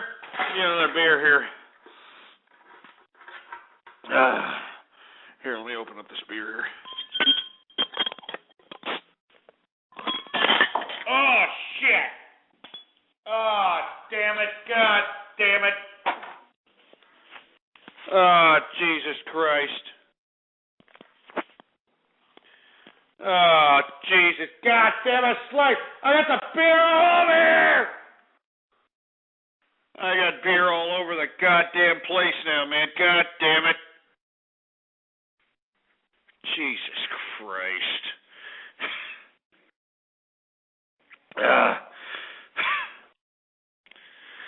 Oh, man, my office is going to smell like beer, man. It's going to smell like a goddamn brewery in here, man. Damn it. Jesus Christ. Consuela! Jesus Christ, where's that burrito-eating bimbo when you need her, for Christ's sake? God damn it. Oh, Jesus. I mean, I want to take a break, man, but I can't right now because, we only have a little bit of time left. But my goddamn, I just bought this laptop. I just broke the last one. If this one's screwed, I just broke my last laptop, for Christ's sake. Oh, Jesus Christ. It just, when it rains, it pours. You know what I'm saying? For Christ's sake. God damn it. God damn it. Oh, man. I'm sorry, folks. I know that I didn't mean to go off keister here. I know, I'm sorry, but man, God, I got beer everywhere. excuse me, I feel like I'm going to puke, too. I got fear all over the place. I mean, it's just, oh, my God. Oh, Jesus Christ. Anyway, let me take a call here because, man, I got to clean this place up. Let me take a call. 404, you're on the air. Ghost, what's going on? Baller Friday. Hey, man. what's going on, man? Happy Baller Friday, man. Oh, shit. I'm trying to clean all this crap up, man. Sounds like you got a doozy over there. Yeah, well, it's my fault, man. I'm getting off keister. I'm getting all upset, and I shouldn't be getting upset, man. I mean, the reason I didn't do the show yesterday was because, I had some lightheaded situations, chest pains, shortness of breath, the whole night. And not only that, I just felt weak. Yeah. I don't like that. I've never really felt weak like that, where you just can't. You can't push through. Usually, even if I feel a little tired, I'm able to push through the pain and push through everything. Yesterday I was just completely weak. I didn't feel like myself. The wife told me to go to the doctor. Went to the doctor, and they tried to prescribe me everything, from, who the hell knows. But the thing is that they wanted to give me this lower cholesterol pill. Then there was going to be side effects from that pill, so they wanted to counteract that side effect with another pill. And then they wanted to give me another pill to counteract the side effects. I mean, it's like, why even bother? Why even bother? I hear you, man. Anyway, I shouldn't be getting this outrageous, man. It seems to me that I'm just getting more and more outrageous, and it's not my fault, really, man. It's just the response of the realism of the world. It's the response of what I want to live in civility, man. I don't want to live with these losers that want to just, go loco because, oh, look at me, I'm not making enough money, man. It's not fair, man. My kids, and I don't want to be around that, man. Yeah, it just sounds like you just need to unplug for a little bit, man. Just go. I know you got that one place down there on the beach. You should go down there, man. Yeah, out there on for the a coast. little bit. Yeah, you should go down there and just hang out and unplug for a little bit, man. Hang out. I actually plan on doing that next weekend, as a matter of fact. Awesome. Taking the Good Friday and just going out there. Perfect timing, man. Yeah, if you get a chance, shoot another YouTube video or something. That's pretty sweet, that last one you did. Oh, it's a great area. Are you kidding me? It's beautiful. As a matter of fact, I got in on that the last time the coast was hit by. It wasn't a big hurricane. I think it was a Category 2 hurricane, but it did do some damage, and that's the perfect time to get beachfront property. Believe it or not. Whenever a hurricane hits, that's when you want to get it. I know that sounds harsh, but, believe it or not, when's the next time a hurricane's going to hit the same place? At least 2, 3, 4, 5, 6 years, hopefully 10 years. Oh, yeah, definitely. But, yeah, it's funny. I had to chime in on the TSA. I got someone that I know somewhat close to me that's in it. But, it's just funny how, prior to September 11th and them, becoming this big government agency, those people were no more than mall cops getting paid $8 an hour. No kidding. No kidding. I'm glad you brought that up. Go ahead. It's the same exact people. There is no sophistication when it comes to actually training these folks, or they're not military. They're nobody of any kind of special stature, yet they have the authority to go ahead and fill your kid up at will. That's how disgusting this situation is. Yeah, please God, don't give them a gun. Yeah, they're talking about it. They're talking about it. As a matter of fact, a couple of those issues came up because of the rape that happened in what was that? The rape that happened in Denver. Yeah. Yeah. Talking about giving them guts. Yeah, I guess, you'd probably, the only good thing about that is you probably have a few of them off themselves because they wouldn't know which way to pull the trigger. Yeah, no kidding.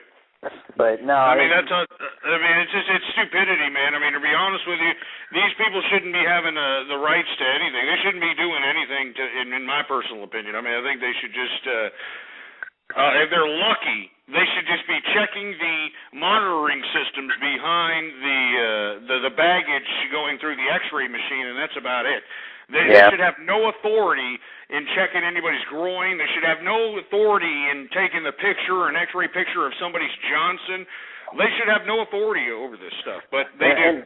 In my opinion, is that they should get rid of TSA as total, and this should become, the responsibility of the airline. The responsibility of the airline is to make sure that all flights are getting off securely. So absolutely. It should be there. It should be them footing the bill, not this TSA government agency, which, first of all, it's a bastardized program. So, why don't you legitimize it and, make it by private companies, and they'll figure out a way to make it even better. Yeah, no kidding, but no, that's not how we can't do that. The government, there's a lot of bureaucrats that depend on that pay, and of course the bureaucrats aren't going to just allow that to happen. Are you kidding me? They think they're just going to allow jobs to go away and that nature? Hell no. Well, not only that, but I think it's pretty soon, or I don't know if it already has, but I know there's definitely talks of it unionizing. So. Oh, hell no. If it unionizes, man, we got to destroy the TSA. Seriously, that's enough. It's coming. First of all, we should eliminate it altogether. I'm willing to take the risk of some idiot terrorist trying to, overtake the plane again and get rid of the TSA bastards. I'm not going to just sit back and let some idiots with box cutters, take over a plane. I'm not saying that. Yeah, I was going to say, I'm not saying that the people that allowed them thought anything less. It's just that we didn't believe that, these jihadists, had the mental capability to just go out and just go, jihad, and, and kill themselves. They actually thought that this was going to be a negotiated situation. Now it's not, and I think that everybody who rides a plane should consider that. They should be taking into consideration that, hey, every time you ride a plane, you run the risk of, having one of these damn jihadists, come up in there and just, you never know. You know what I mean? Exactly. Ride or die, baby. That's right. But, anyway, Billy D, we got 5 minutes left, man. I want to thank you for calling up, man. You're a great caller, and you're also a great listener, great person who adds blogs on the Capitalist Army, man. So yeah, I got one coming this weekend. Yeah, hell yeah. I can't wait for it, man. Straight up. You take it easy, man, and I mean that seriously. You take it easy, all right? All right, no problem, man. Thank you for calling in. I appreciate it, bro. Have a good weekend. All right, later on. There's Billy D. Williams there, an avid listener, an avid caller. Definitely somebody I look forward to every time he calls. So thanks for calling in there, Billy D. Williams. Anyway, folks, we got about 4 minutes left in the program. I also want to talk about how we have an extension, folks, for all you people that are worried that I got to get my taxes in today. Well, no, because I shouldn't make this assumption, but I believe that possibly we're on black people time now. Because now you don't have to have it on the 18th. You can now have it on you don't have to have it on the 15th. You have to have it on the 18th now. That's right. You have to have it on the 18th, not the 15th. So we're on black folk time. And once again, I hate to keep reiterating this, but that's why we're in, you guessed it, Junkyard America. Woo! That's right, baby. You just bring your taxes in, and on the 18th day, everything will be all right. Everything will be all right, baby. You know it, I know it, everybody up in here know it, baby. Woo! Yeah. You know it, and I know it, baby. Woo! Anyway, that's enough. I'm just joking. I don't mean to be racist. It's just a little bit of side humor there, folks. I'm just joking around. Anyway, folks, the taxes are extended. You can go in the 18th, and everything will be all right. Anyway, I'm going to end the show 3 minutes early, folks. I got a mess to clean up, for Christ's sake. I want to thank everybody for tuning in. Remember, please go to www.capitalistarmy.com. It's the exclusive social networking site for capitalists. So if you happen to be a capitalist, folks, go to www.capitalistarmy.com. The link is there in the chat room. Click it, join it. We've got profiles, we got chat rooms, we got forum posts, we got it all, baby. We got it all, and I want to see you there. And as a matter of fact, we got a couple of people already in the chat room that are there. Sereno, Future DMB, The Truth is out there. Thank y'all for being members. I want to see some more members out there. Anyway, I am out of here. Until next time, folks, I'm going to try to get through this weekend alive. I hope that I'm here Monday, but let me tell you, you never know. I mean, when you're old, things can happen in a snap. Monday through Friday, I broadcast 4 to 7 p.m. Central Standard Time. So once again, I want to hear from you. Make sure to spread the link around like wildfire, blogtalkradio.com/ghost. And I want to hear from you. I'm going to say cheers to everybody. Everybody have a happy Baller Friday. It's the weekend. It's time for you to go out there. It's Miller time. Hopefully, I'm hoping that you either have a libation if you're not a drinker. Hopefully, you have some food. Hopefully, you're doing something indulgent this weekend. You deserve it, especially if you're a capitalist. Long live capitalists throughout the international community. And I want to thank you all. I want to thank you all once again for tuning in with me. Thank you. You've been listening to True Capitalist Radio. The thoughts, views, ideas, comments, and opinions of the host of this show are absolutely his. Catch more live episodes Monday through Friday from 3:30 to 6:30 Central, or check out archive shows at blogtalkradio.com. True Capitalist Radio. That's it.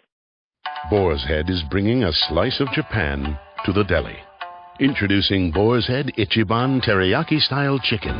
Tender, slow-roasted chicken breast, coated in our signature teriyaki glaze, where ginger, garlic, and a hint of brown sugar meet for a flavor that's both sweet and savory. New Boar's Head Ichiban Teriyaki-style chicken. The bold flavor of Japan. Now at the deli. Only from Boar's Head. Compromise elsewhere.